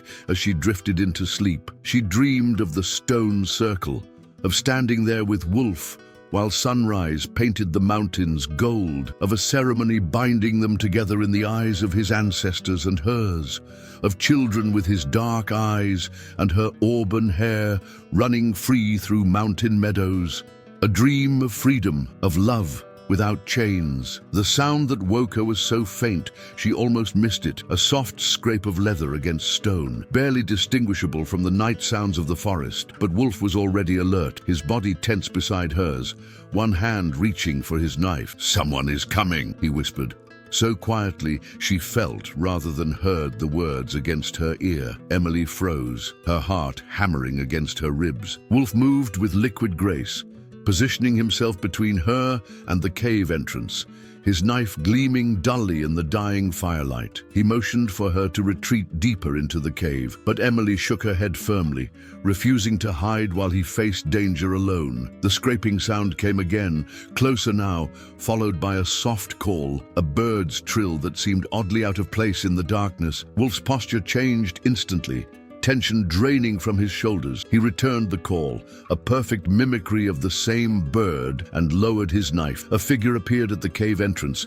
silhouetted against the night sky, smaller than Wolf, moving with a pronounced limp, but unmistakably Cherokee in dress and bearing. "Wohali," Wolf greeted, relief evident in his voice. "Abu, we feared you had been captured." The scout entered the cave, his face becoming visible in the firelight. He was younger than Emily had expected, perhaps 20 years old, with a sharp, intelligent face currently drawn with exhaustion and pain. A crude bandage was wrapped around his left thigh, dark with dried blood. "Nearly," Wahali replied grimly, easing himself down by the fire. "Soldiers everywhere. They have dogs." Wolf's expression darkened at this news. He helped the young scout unwrap the bandage, revealing a deep gash in his thigh. "Bullet?" he asked, examining the wound. Wohali shook his head. Knife. I was watching their camp when one of their scouts found me. A fierce grin flashed across his face. He was better with a knife than with his eyes. I left him sleeping. Emily moved forward, her healer's instincts overriding any lingering caution. This needs cleaning, she said, kneeling beside Wohali. Do you have any of your grandmother's medicine with you? She asked Wolf. He nodded, retrieving a small pouch from his pack. Some, not much. It will be enough, Emily assured him, already preparing to tend the wound. She worked with gentle efficiency, cleaning the gash with water from their canteen, then applying the medicinal paste Wolf provided. Wohali watched her with curious eyes, but made no objection to being treated by a white woman. You have a healer's hands, he observed as she finished wrapping a fresh bandage around his thigh. I've been learning from Ganogwioha, Emily replied, pleased by the compliment. Wohali glanced at Wolf, a question in his expression. Wolf nodded once, confirming what the young scout had likely already guessed, that Emily was more than just a white woman under Cherokee protection. What news of the others? Wolf asked, returning to the most pressing concern. Wohali's face grew somber. Most reached the caves safely. The children, the elders. He hesitated, but some were captured. Galilahi among them. Emily gasped. Are Eunice safe with the others? Wohali assured her quickly, but her mother was taken while creating a diversion to lead soldiers away from the children's path. Wolf's jaw tightened, his hands clenching into fists. Emily knew he was thinking of his niece, now effectively orphaned, her father dead, her mother captured. Where are they being held? Wolf asked, his voice controlled, despite the anger evident in his eyes. At the old trading post by the river crossing, Wohali replied. They have established a camp there, 8 soldiers, plus the man who leads them, a settler with cold eyes. Thomas, Emily whispered, a chill running through her at the thought of Galilahi and the others in his power. Wohali nodded. He offers a bargain. The prisoners in exchange for the white woman. His dark eyes flicked to Emily. You. The cave fell silent, save for the soft crackle of the dying fire. Emily felt the weight of both men's gazes, though neither spoke the question hanging in the air. How many prisoners? She asked finally, her voice steadier than she felt. 4, Wohali answered. Galilahi, Elder Kanuna, and 2 warriors. Emily closed her eyes briefly. Images of Galilahi's kind face and Elder Kanuna's dignified bearing flashing through her mind. 4 lives balanced against her one. 4 people who had shown her kindness, who had accepted her despite every reason to reject her. I'll go, she said, opening her eyes to meet Wolf's gaze directly. I'll exchange myself for them. No. Wolf's response was immediate and absolute. Thomas will not honor any bargain. He will take you and kill the prisoners anyway. You don't know that, Emily argued, though in her heart she feared Wolf was right. Thomas's cruelty had been evident long before he chained her to that wagon. I know men like him, Wolf replied, his voice hard with certainty. Men who see others as possessions, as things to be used and discarded. He left you to die once. He will do worse if he captures you again. Wohali watched their exchange with solemn eyes, neither agreeing nor disagreeing. This was between Wolf and Emily, a battle of wills rooted in love and fear and the desperate desire to protect. Then what do we do? Emily asked, fighting to keep frustration from her voice. Leave them to die? No, Wolf said more gently. We free them, but not by sacrificing you. How? Emily challenged. There are 8 soldiers, plus Thomas. Even with the 3 of us, the odds. Not 3, Wohali interrupted. 8. Some of our warriors followed the soldiers, watching from the forest. They await a signal. Hope flickered in Emily's chest. So there's a plan? Wolf and Wohali exchanged a look. The beginnings of one, Wolf acknowledged, but it will be dangerous. And you? He hesitated, clearly torn between honesty and the desire to protect her. I should remain hidden, Emily finished for him, understanding his conflict, because my presence would complicate things. Yes, Wolf admitted. Thomas wants you above all else. If he sees you, he will focus on nothing else. Emily nodded slowly, accepting the logic while hating the feeling of helplessness. What can I do? There must be something. Wolf considered for a moment. You can help prepare, he decided, and you can be ready to tend the wounded if we succeed. It wasn't the active role she had hoped for, but it was better than nothing. Emily nodded her agreement, though her heart ached at the thought of Wolf facing danger while she remained safely hidden. They spent the next hours planning, Wohali sketching the layout of the trading post in the dirt floor of the cave. Wolf occasionally added details from his own knowledge of the place. It had once been a neutral ground for trade between Cherokee and settlers before relations soured. The strategy they developed was bold but not reckless. Under cover of darkness, Wolf and the waiting warriors would approach from different directions, creating confusion and the impression of a larger force. Wohali, despite his injury, would position himself on a ridge overlooking the post, using fire arrows to signal the start of the attack and to create further distraction. "And me?"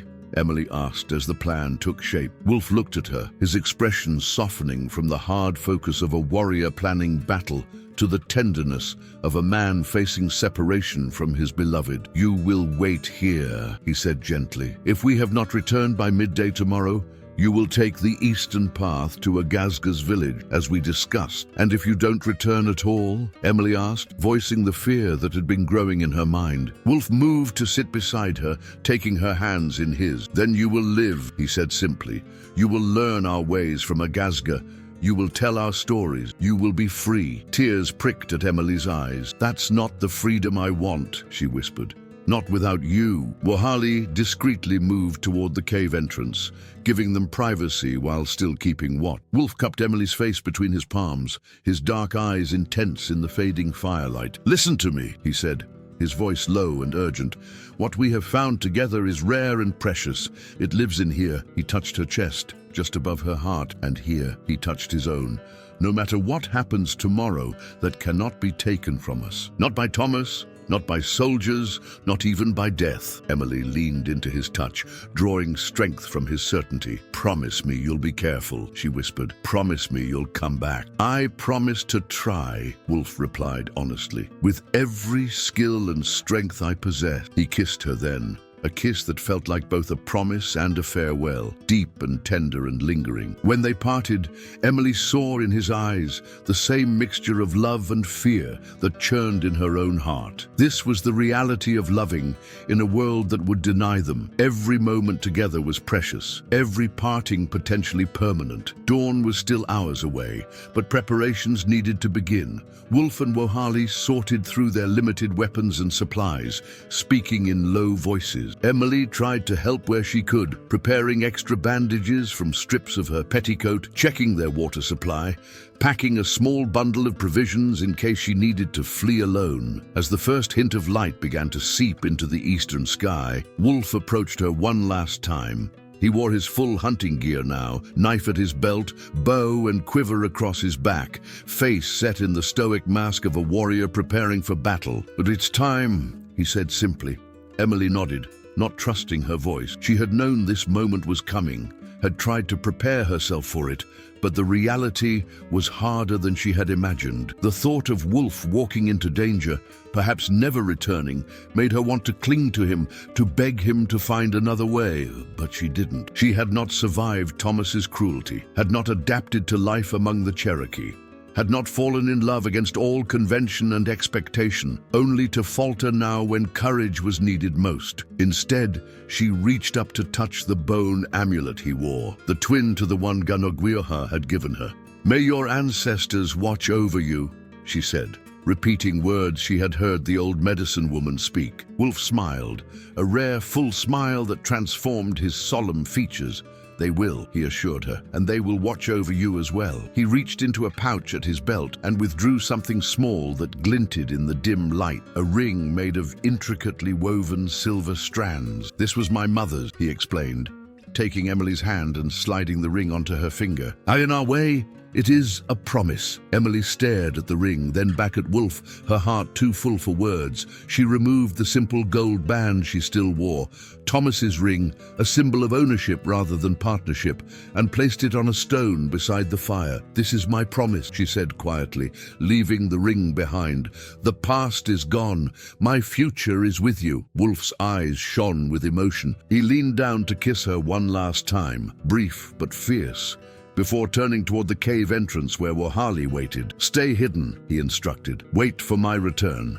If I am not back by midday—" "I know," Emily interrupted gently. "I'll go to Agazga's village." He nodded once, his gaze lingering on her face as if memorizing every feature. Then, with a final look that spoke volumes more than words could express, he turned and disappeared into the pre-dawn forest, Wohali limping after him. Emily stood at the cave entrance long after they had vanished from sight, watching the sky lighten from black to deep blue to the soft lavender of approaching dawn. The forest came alive around her, birds beginning their morning songs, small creatures rustling in the underbrush, the wind whispering through pine needles.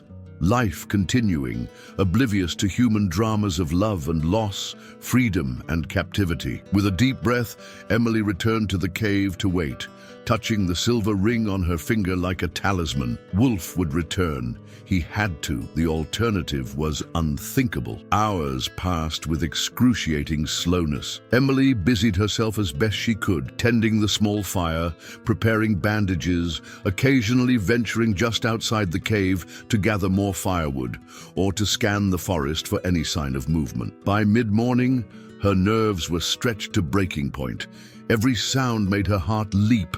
Every shadow passing across the cave entrance sent her hand to her throat. The waiting was its own kind of torture, far worse than any physical pain. When she heard footsteps approaching, Emily's first instinct was relief until she realized they were too heavy, too numerous to be Wolf and Wohali returning. Her blood turned to ice as she recognized the rhythmic tread of men in military boots. Soldiers. Emily retreated deeper into the cave, frantically gathering her few possessions. Wolf had shown her a narrow crevice at the back, a potential escape route that led to a ledge above. If she could reach it before they entered. Emily had barely reached the crevice when a voice called from the cave entrance, a voice that sent ice through her veins despite the growing heat of the day. "Emily, I know you're in there. Come out now, and no one needs to get hurt." Thomas, not soldiers, or not just soldiers. Her former husband had somehow tracked her to this hiding place. She froze, one foot already in the narrow passage. How had he found her? Had Wolf or Wohali been captured, tortured for information? The thought made her physically ill. "I've been more than patient, Emily," Thomas continued, his voice deceptively reasonable. "This childish game has gone on long enough. It's time to come home." Home. The word was a mockery. Thomas's house had never been a home to her. It had been a prison long before he had physically chained her to that wagon. Emily pressed deeper into the shadows, weighing her options. The escape route was uncertain. She didn't know if she could navigate it safely without Wolf's guidance, but facing Thomas meant returning to a life of subjugation, or worse. He would never forgive her for surviving, for finding freedom and happiness without him. "I have your savage friend," Thomas called, his voice hardening. "The one you seem so fond of. He's alive for now. Whether he stays that way is entirely up to you." Wolf. They had captured Wolf. Emily's heart constricted painfully in her chest, her breath coming in short, panicked bursts. It could be a lie. Thomas was skilled at manipulation, but she couldn't take that risk, not with Wolf's life at stake. "I'm counting to 10, Emily," Thomas continued. "Then my men will come in after you, and I can't promise they'll be gentle." 1. Emily closed her eyes briefly, steadying herself. Whatever happened, she would not show fear to this man again. She had learned too much, grown too strong in her time with the Cherokee.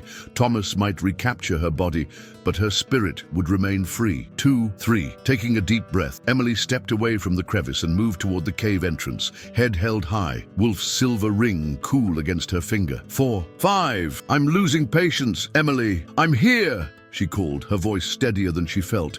"I'm coming out." She emerged into the sunlight to find Thomas standing a few yards from the cave entrance, flanked by 4 soldiers with rifles. His appearance was a shock. She had remembered him as imposing, intimidating. Now he just looked small, his face pinched with anger and something else. Fear, perhaps. Fear that she had escaped his control, that she had found a life without him. "There she is," he said, a tight smile spreading across his face. "My wayward wife, playing savage in the wilderness." Emily ignored the taunt, her eyes scanning the clearing for any sign of Wolf. "Where is he?" she demanded. "You said you had him," Thomas chuckled, the sound devoid of any real humor. "Oh, I do, just not here. He's back at camp with the others, awaiting my return." He studied her, taking in her deerskin dress, her sun-darkened skin, her hair loose around her shoulders. "You've gone native, I see. How disappointing." "Where is Wolf?" Emily repeated, refusing to engage with his attempts to shame her. "I want proof he's alive before I go anywhere with you." Something dangerous flashed in Thomas's eyes, a glimpse of the rage that always simmered beneath his controlled exterior. "You're hardly in a position to make demands, Emily. Or have you forgotten your place so completely?" "My place is no longer with you," she replied evenly. "You made that clear when you chained me to a wagon and left me to die." The soldiers exchanged uncomfortable glances at her words. Clearly, Thomas had told them a different story about his missing wife. "A necessary lesson," Thomas said dismissively, "one you obviously failed to learn." He gestured impatiently. "Come, the day grows hot, and we have a long ride back to the trading post." Emily remained where she stood. "Prove to me that Wolf is alive, or I'll run back into those mountains, and you'll never find me again." Thomas's jaw tightened, but something in her tone must have convinced him she meant it. He reached into his coat pocket and withdrew a small object, tossing it at her feet. "Proof enough." Emily knelt to pick it up, her heart sinking as she recognized Wolf's bone amulet, the one he always wore around his neck. A small smear of blood stained the carved surface. "He's alive," Thomas said, watching her reaction with cold satisfaction. "For now, his continued survival depends entirely on your cooperation." Clutching the amulet in her fist, Emily nodded once, defeated for the moment but not broken. "I'll come with you," she said, "but if you harm him..." "You'll what?" Thomas interrupted with a harsh laugh. "You seem to have forgotten who holds the power here, my dear." He snapped his fingers, and 2 of the soldiers moved to flank Emily. "Bind her hands.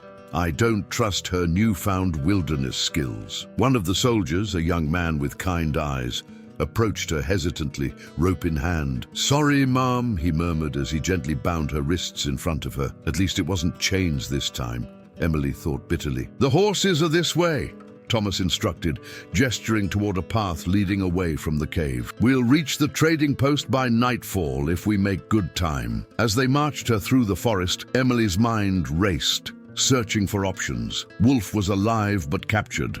Likely were Harley and the other warriors as well, or else they would have attempted a rescue. The planned attack on the trading post had clearly failed. But how? Had they been betrayed, ambushed? And what of the original prisoners, Galilahi, Elder Kanuna, and the 2 warriors? Were they still alive, or had Thomas already disposed of them, having no further use for bargaining chips once he found her trail? One thing was certain: Thomas would not let Wolf live. His pride would demand the Cherokee's death, especially if he suspected the nature of Emily's feelings. The thought sent panic spiraling through her chest, but she forced it down. Panic would not help Wolf. Clear thinking might. They reached a small clearing where horses were tethered. Thomas mounted a tall chestnut gelding, while the young soldier who had bound Emily's hands helped her onto a smaller mare. With her wrists tied, riding was awkward and uncomfortable, but Emily was grateful for small mercies. At least Thomas hadn't insisted she walk or ride double with him. As their small party set out through the forest, Emily tried to memorize their route, noting landmarks when she could. Knowledge was power, and she would need every advantage in the coming hours. Thomas rode at the head of their group, occasionally glancing back as if to reassure himself that she was still there. Emily kept her expression neutral, refusing to give him the satisfaction of seeing her fear or desperation. The journey was largely silent, the soldiers seemingly uncomfortable with the tension between Thomas and his rescued wife. Only the young soldier who had bound her hands made any attempt at kindness, offering her water when they stopped briefly to rest the horses. "Thank you," Emily said quietly, accepting the canteen. "What's your name?" "Private James Miller, ma'am," he replied, glancing nervously toward Thomas, who was occupied with studying a map. "Tell me, Private Miller," Emily asked, keeping her voice low, "are there really Cherokee prisoners at the trading post?" The young man hesitated, clearly torn between courtesy and caution. "Yes, ma'am," he finally answered. "4 of them captured during the raid, and 5 more taken this morning." Emily's heart sank. 9 prisoners in total, almost certainly including Wolf and the warriors who had accompanied him. The rescue attempt had turned into a disaster. "Are they being treated well?" she pressed, desperate for any information about Wolf's condition. Private Miller looked uncomfortable. "They're alive, ma'am. That's all I can say." Before Emily could ask anything further, Thomas approached, his eyes narrowing as he observed their conversation. "Making friends, Emily. How charming." He turned a cold gaze on the young soldier. "Oh, then remember your duty, Private. This woman may look harmless, but she's been living among savages, learning their ways. Don't be fooled by a pretty face." "Yes, sir," Miller mumbled, retreating hastily to check on the horses. Thomas stepped closer to Emily, lowering his voice so only she could hear. "When we return to civilization, you'll need to be retaught proper behavior. I see your time in the wilderness has eroded what little decorum you possessed." Emily met his gaze steadily. "What do you intend to do with the Cherokee prisoners?" A thin smile spread across Thomas's face. "The men will hang, of course. Military justice for attacks on white settlements." His eyes gleamed with malice. "I'll make sure your particular savage friend receives special attention. Perhaps you'd like to watch?" Bile rose in Emily's throat, but she forced herself to remain outwardly calm. Showing her fear would only feed Thomas's cruelty. "The Cherokee were defending themselves," she said evenly. "They took me in when you left me to die. They showed me more humanity than I ever received from you." Thomas's hand shot out, gripping her arm painfully. "You are my wife," he hissed, all pretense of civility dropping away. "I'm my property. I can do with you as I please, including disciplining you when necessary. The law supports me in this." "The law, perhaps," Emily replied, refusing to flinch despite the pain. "But not justice, not humanity." Thomas released her arm with a disgusted shove. "We leave in 5 minutes," he announced to the soldiers, stalking back toward his horse. Emily rubbed her arm where his fingers had left marks, her resolve hardening. Whatever happened at the trading post, she would not let Wolf die. Somehow, she would find a way to save him, even if it cost her own freedom or her life. The remainder of the journey passed in tense silence as the sun began its descent toward the western mountains. They emerged from the forest onto a well-traveled road. In the distance, Emily could make out the trading post, a collection of log buildings surrounding a central yard situated near a wide, shallow section of the river. Even from a distance, she could see the military presence, blue uniformed soldiers patrolling the perimeter, horses tethered in neat rows, the United States flag flying above the main building. This was no small patrol. It appeared that Thomas had convinced a significant military force to join his rescue mission. As they approached, Emily's eyes scanned desperately for any sign of the Cherokee prisoners. A group of figures sat in the dusty yard, surrounded by armed guards, men and one woman, their hands bound, heads bowed. Her heart leapt into her throat when she recognized Wolf among them, then plummeted as she took in his condition. Even from a distance, she could see that he had been beaten, his face bruised,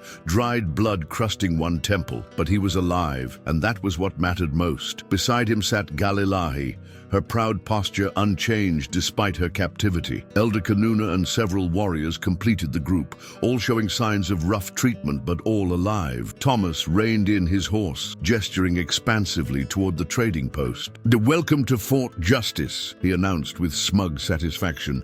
"Temporary headquarters for our campaign against Cherokee insurgents." He turned to Emily with a cold smile. "And the place where you will witness the consequences of your betrayal." One of the officers approached as they dismounted, saluting Thomas with unexpected deference. "Mr. Hargrove, sir. Good to see you've recovered your wife." "Thank you, Lieutenant."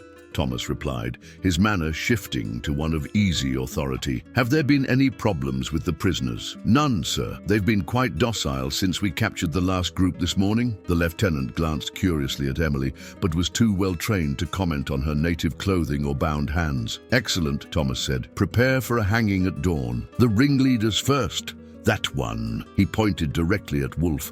"Make sure he has a good view of my reunion with my wife before he dies." Emily couldn't suppress her gasp of horror. The lieutenant looked somewhat uncomfortable but nodded his agreement. "Yes, sir. I'll make the arrangements." As they led her into the yard, Emily locked eyes with Wolf across the dusty space. Despite his injuries, his gaze was clear and steady, conveying a message she felt in her soul. "Stay strong. Remember who you are. Know that I love you." She gave him the slightest nod in return, hoping he could read her own silent promise. "This is not over. I will find a way. We will be free together or die trying." Thomas grabbed her arm, deliberately positioning himself between her and Wolf, breaking their visual connection. "Take her to my quarters," he instructed one of the soldiers, "and post a guard. My wife has developed unfortunate wilderness habits that need correction." The soldier led Emily toward the main building of the trading post, a two-story log structure that had once served as a place of peaceful commerce between whites and Cherokee. Now it was a military headquarters, preparing to execute the very people who had once traded there. As she was marched across the yard, Emily heard Thomas giving additional orders: double the guard on the prisoners, prepare the gallows, send riders to notify nearby settlements of the coming executions. Dawn was less than 12 hours away. 12 hours to save Wolf and the others. 12 hours to escape the chains Thomas would surely place around her once again. The room they led Emily to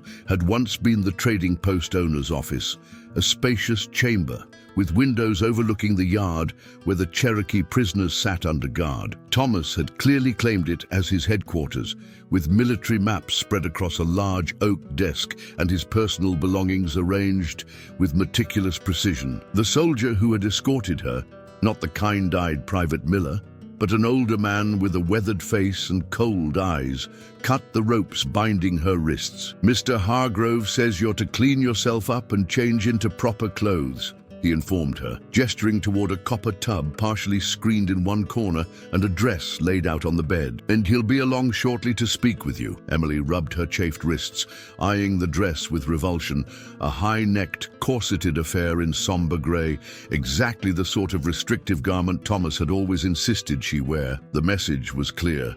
Her time of freedom was over. "There's no way out except past me," the soldier added, correctly reading her calculating gaze. "So don't get any ideas." He stepped outside, closing the door firmly behind him. Alone for the moment, Emily moved immediately to the window, assessing the situation in the yard below. 9 Cherokee prisoners sat in a rough circle, surrounded by at least a dozen armed soldiers. Wolf sat slightly apart, his head raised proudly despite his injuries. Beside him, Galilahi appeared to be speaking softly to him, her expression intense. Emily's gaze shifted to the perimeter of the trading post. More soldiers patrolled there, rifles at the ready. Beyond them stretched the forest, tantalizingly close yet impossibly far. Even if she could somehow escape this room, getting past so many armed men would be nearly impossible, and she would never leave without Wolf and the others. Her eyes returned to the Cherokee prisoners, noting with growing horror that soldiers were constructing something at the far edge of the yard, a gallows, just as Thomas had ordered. The wooden framework was already taking shape, stark against the darkening sky. Desperation clawed at her throat, but Emily forced it down. Panic would not help her think clearly, and clear thinking was her only weapon now. She turned from the window, surveying the room for anything that might aid her. The desk contained papers, maps, and writing implements, but nothing she could use as a weapon. A small trunk at the foot of the bed was locked. The wash basin and water pitcher were ceramic, potential weapons, but too unwieldy to conceal. Her eyes fell on Thomas's shaving kit, laid out neatly on a small table. The straight razor gleamed in the late afternoon light, filtering through the window. Emily moved toward it, her heart pounding. She had never harmed another human being in her life, but to save Wolf, to save herself from returning to Thomas's control. The door opened before she could reach the razor. Emily whirled around to find Thomas entering, a self-satisfied smile on his face. "Getting settled, my dear?" he asked, his gaze taking in her unchanged appearance with obvious disapproval. "I see you haven't availed yourself of the bath or the clean clothing I provided." Emily stood her ground, fighting the instinct to retreat as he approached. "Why are you doing this, Thomas? You left me to die. Why come after me now?" "You're my wife," he replied, as if that explained everything. "Your behavior reflects on me. Did you think I would allow you to run wild with savages, spreading tales of how you were mistreated?" He shook his head, clucking his tongue like a disappointed parent. "The story is much better this way. My beloved wife, kidnapped by Cherokee, rescued through my heroic efforts." "No one will believe that," Emily said.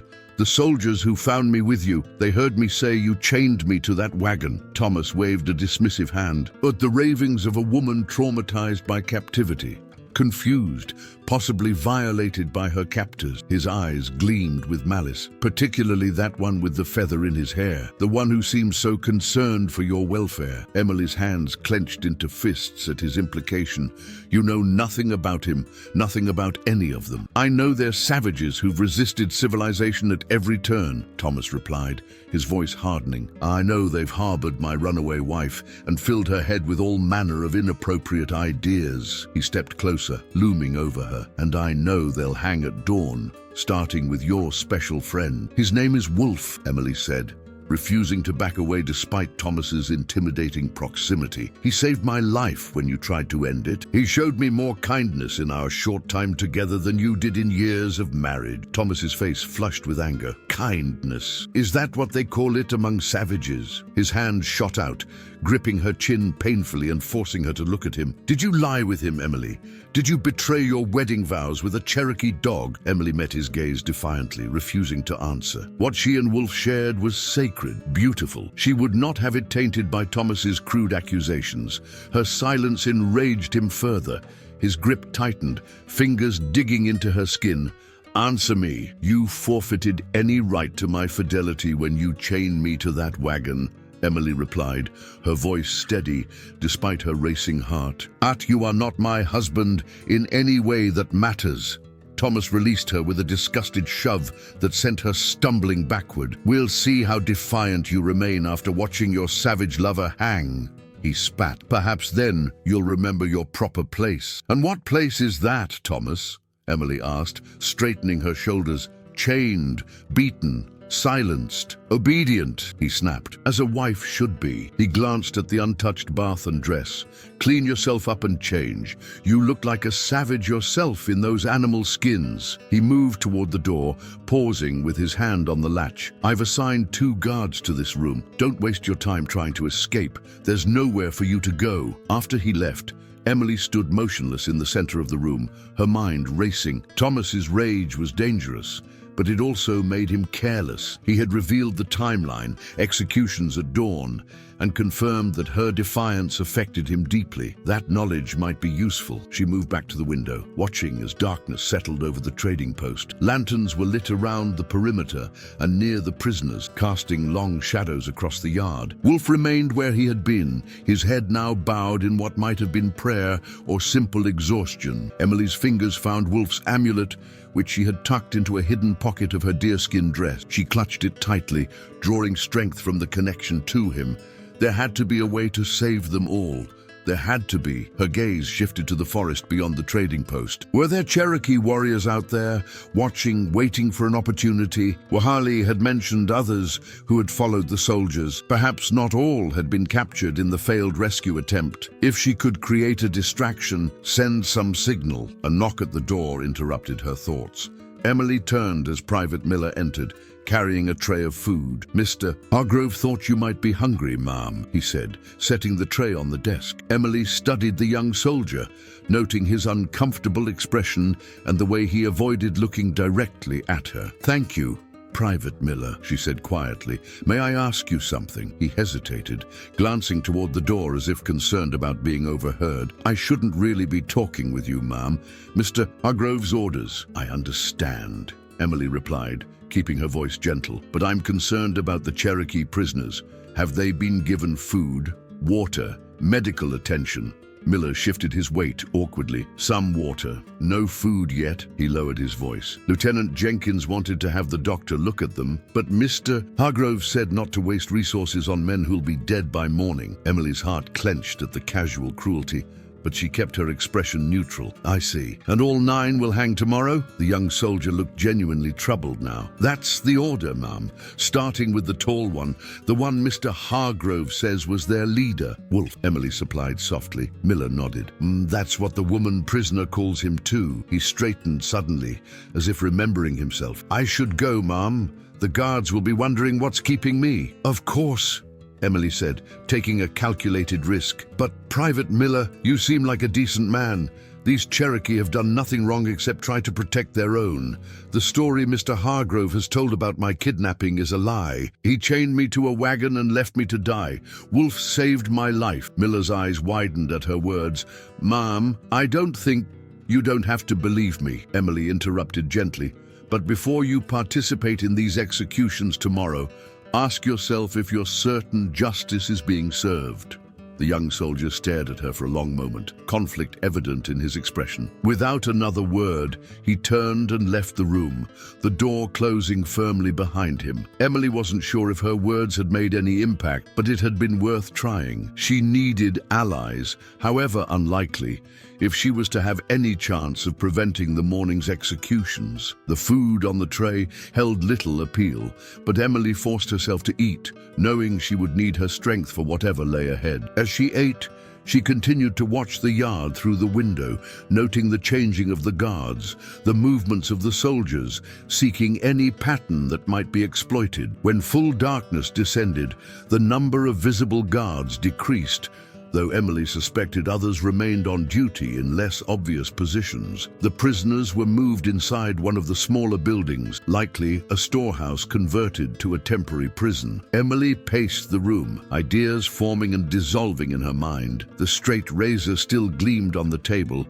tempting in its deadly simplicity. She could conceal it, perhaps use it to threaten the guards when they came for her in the morning. But 2 armed men against 1 woman with a razor were poor odd, and even if she succeeded in escaping the room, what then? She needed a larger distraction, something that would draw the soldiers away from the prisoners long enough for an escape. Fire. The thought came suddenly, blazingly clear. Fire would create chaos, force evacuation, pull guards from their posts. The trading post was built entirely of wood, the structures old and dry. A large enough blaze would demand everyone's attention. Emily moved to the window again, assessing the layout of the building. The main structure where she was held stood apart from the others. If she could set fire to the far-out buildings, it might create enough confusion for her to reach the prisoners. But how to start such a fire from her guarded room? As if in answer, a flicker of movement at the forest's edge caught her eye. A brief flash of light, there and gone so quickly she might have imagined it. But then it came again, a small point of light, blinking in a pattern too regular to be natural. A signal. Emily's heart leaped. Cherokee warriors were indeed watching the trading post, perhaps planning their own rescue attempt. She needed to respond, to coordinate their efforts with hers. She glanced around the room, looking for something to use as a signaling device. Thomas's silver pocket watch lay on the desk, its polished surface gleaming in the lamplight, perfect for catching and reflecting light. Moving to extinguish the lamp, Emily plunged the room into darkness, relieved only by moonlight streaming through the window. She positioned herself where she wouldn't be visible from the yard below, angling the watch to catch moonlight and direct it toward the forest in short, deliberate flashes. She had no way of knowing if whoever was signaling would understand or even see her response, but it was worth trying. After several minutes of alternating flashes, the light from the forest came again. 3 quick blinks, followed by a pause. Then 3 more. Acknowledgement. They had seen her signal. Emily's pulse quickened with renewed hope. She wasn't alone in this fight. Somewhere out there, Cherokee warriors were watching, waiting, perhaps planning the very distraction she had been considering. She continued to signal, trying to convey her position and the location of the prisoners using the only language available to her. Light and darkness, presence and absence. It was crude communication at best, but better than nothing. Eventually, the forest light flashed once more, a long, steady glow that held for several seconds before disappearing. A final message, though Emily could only guess at its meaning. Promise. Warning, farewell. She returned to the bed, mind racing with possibilities. If the Cherokee outside were planning a rescue attempt, she needed to be ready to act when the moment came. Dawn was still hours away, time enough for her to rest, to gather her strength for whatever the morning might bring. Emily lay down fully clothed, the deerskin dress a reminder of her time with Wolf and his people. Thomas had wanted her to change, to resume the restrictive clothing that symbolized her captivity in his world. Her refusal was a small act of defiance, but it helped her remember who she had become. No longer a meek settler's wife, but a woman who had tasted freedom and would not relinquish it again. She closed her eyes, not expecting sleep to come, but her exhausted body had other ideas. As moonlight traced patterns across the floor, Emily drifted into uneasy slumber, one hand clutching Wolf's amulet, the other curled around the silver ring on her finger,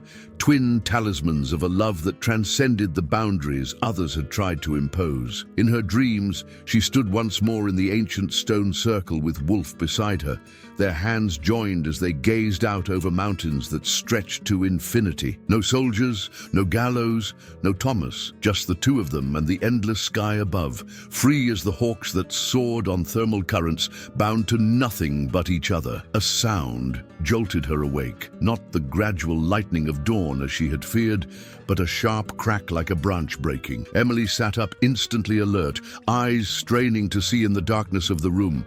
The window glowed with an orange light that hadn't been there when she fell asleep. Fire. Emily rushed to the window, heart pounding. One of the outbuildings was ablaze, flames reaching skyward in hungry tongues. Soldiers ran toward it, shouting orders, forming bucket chains from the nearby river. Exactly the distraction she had imagined. A soft scratching came at her door, followed by a whispered voice. "Mrs. Hargrove, it's Miller. Hurry, there isn't much time." Emily rushed to the door, her heart pounding in her chest. She opened it cautiously to find Private Miller standing there, his young face tense with urgency. "Come quickly," he whispered, glancing nervously down the hallway. "The guards are helping with the fire. This may be our only chance." "Why are you helping me?" Emily asked, even as she stepped into the hallway. Miller's expression was troubled but determined. "What you said earlier about Mr. Hargrove leaving you chained, I've seen how he looks at you, how he talks about you.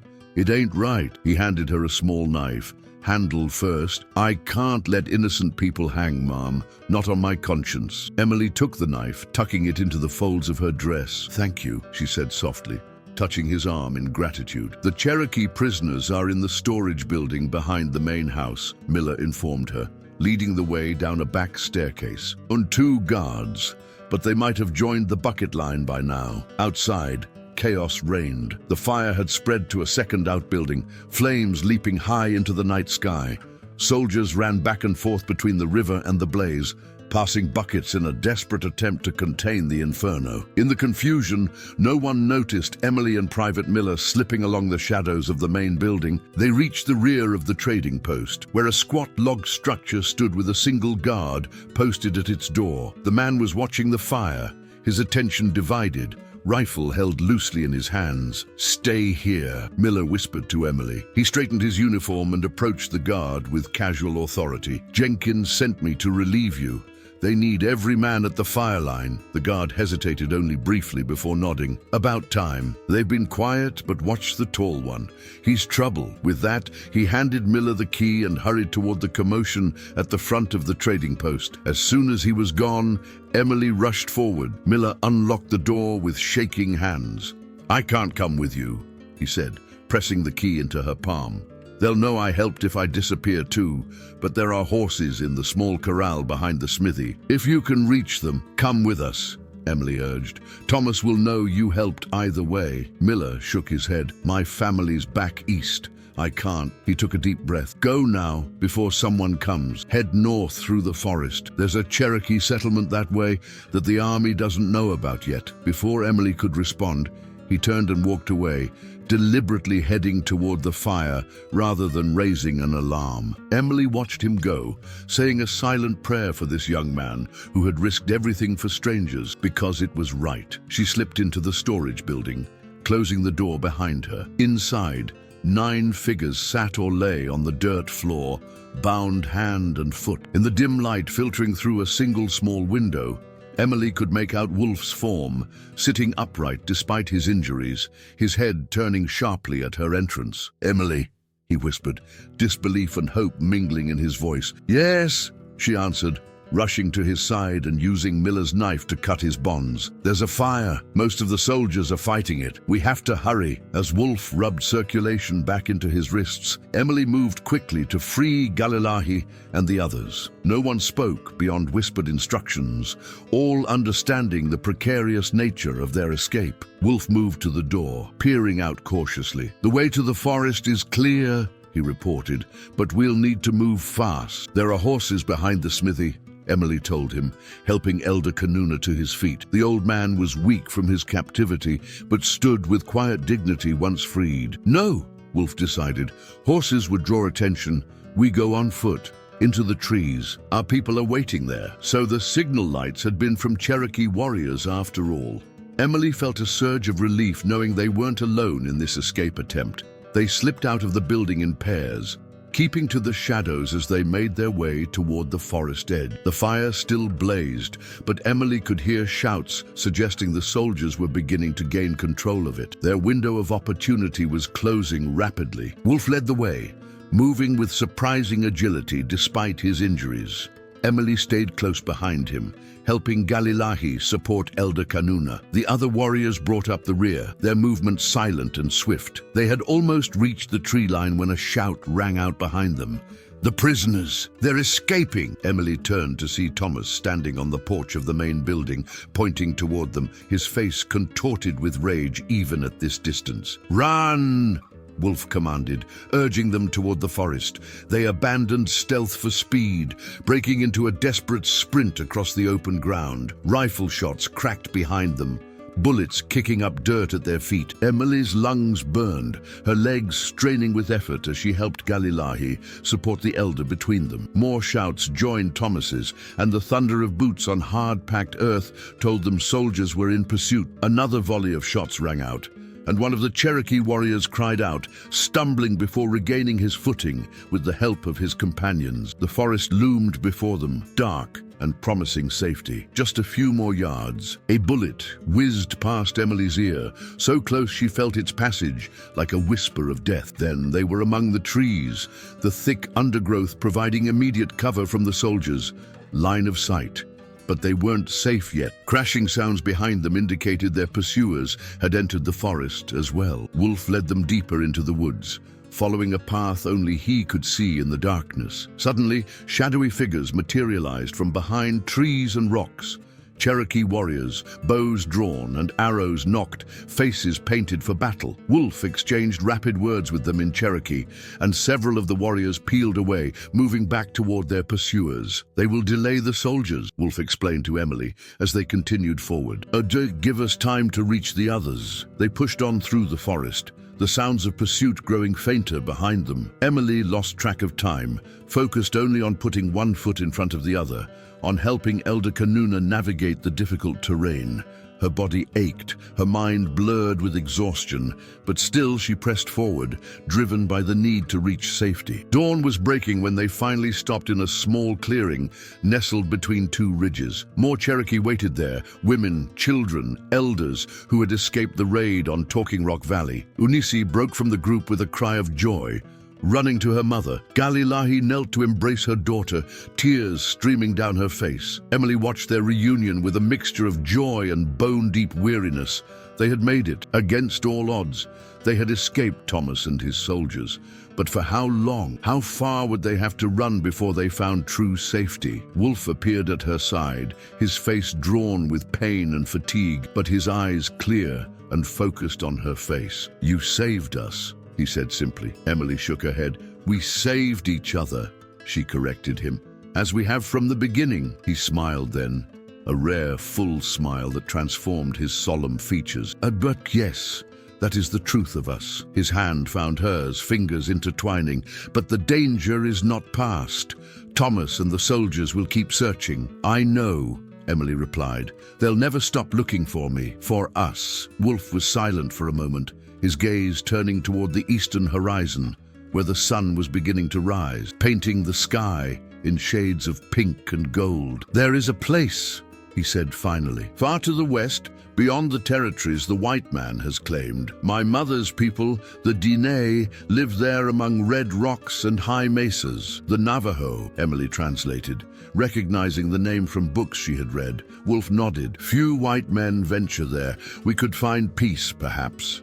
He looked back at her, his expression questioning. It would mean leaving all that is familiar for both of us. Emily thought of what she would be leaving behind, a life of constraint and fear, of being valued only as property, of being punished for her mind and her heart. She thought of what lay ahead, a journey into the unknown, hardships, certainly, but also freedom. Freedom to love, to learn, to live according to her own choices. There is nothing here for me now, she said, squeezing his hand. But my place is with you, wherever that may lead. Relief and love washed over Wolf's features. He reached into his pocket and withdrew something small, his bone amulet, the one Thomas had taken from him and Emily had recovered. He placed it around her neck, letting it rest beside Ganogwioha's amulet that she still wore. Now you carry both our protection, he said softly. As you carry my heart. Emily touched the matching amulets, feeling their weight against her skin like a promise. When do we leave? She asked. Today,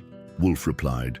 We cannot linger. The journey will be long and difficult. I'm not afraid, Emily told him, and realized it was true. The woman who had once cowered before Thomas's anger, who had accepted chains as her due, was gone. In her place stood someone stronger, someone who had tasted freedom and would never surrender it again. Shouts in the distance snapped them back to immediate concerns. The soldiers were still searching, getting closer. We must move, Wolf said, turning to organize their group for departure. As the Cherokee broke camp with practiced efficiency, Emily looked back the way they had come, knowing Thomas was out there, driven by rage and wounded pride, to recapture what he saw as his possession. For a moment, she felt the phantom weight of chains around her wrists, the remembered bite of iron against skin. Then Wolf was beside her again, his presence banishing the ghosts of the past. Ready? He asked, offering his hand. Emily took it without hesitation, feeling the silver ring he had given her press between their palms like a seal on their shared future. Ready, she answered. Together they turned westward, where unknown lands and an uncertain future awaited. The path would be dangerous, the journey arduous, but they would face it as they had faced everything since that first moment by the abandoned wagon, together, each making the other stronger, each helping the other toward freedom. Behind them, the rising sun illuminated the forest, turning dewdrops to diamonds on leaves and grass. Ahead, the western mountains beckoned, their peaks reaching toward a sky as boundless as possibility. Emily took a deep breath of the clean morning air, feeling it fill her lungs like the promise of a new beginning. No longer chained, no longer captive, she walked forward into the dawn of a new day, hand in hand with the man who had shown her what true freedom meant. Not freedom from something, but freedom to become her fullest self. Not the absence of chains, but the presence of choice. Not escape, but the journey home to where she truly belonged. With each step westward, Thomas and his world receded further into the past. With each breath, the future opened before her like an unwritten page. And in that space between what had been and what might be, Emily Hargrove, once captive, now free, began to write her own story at last.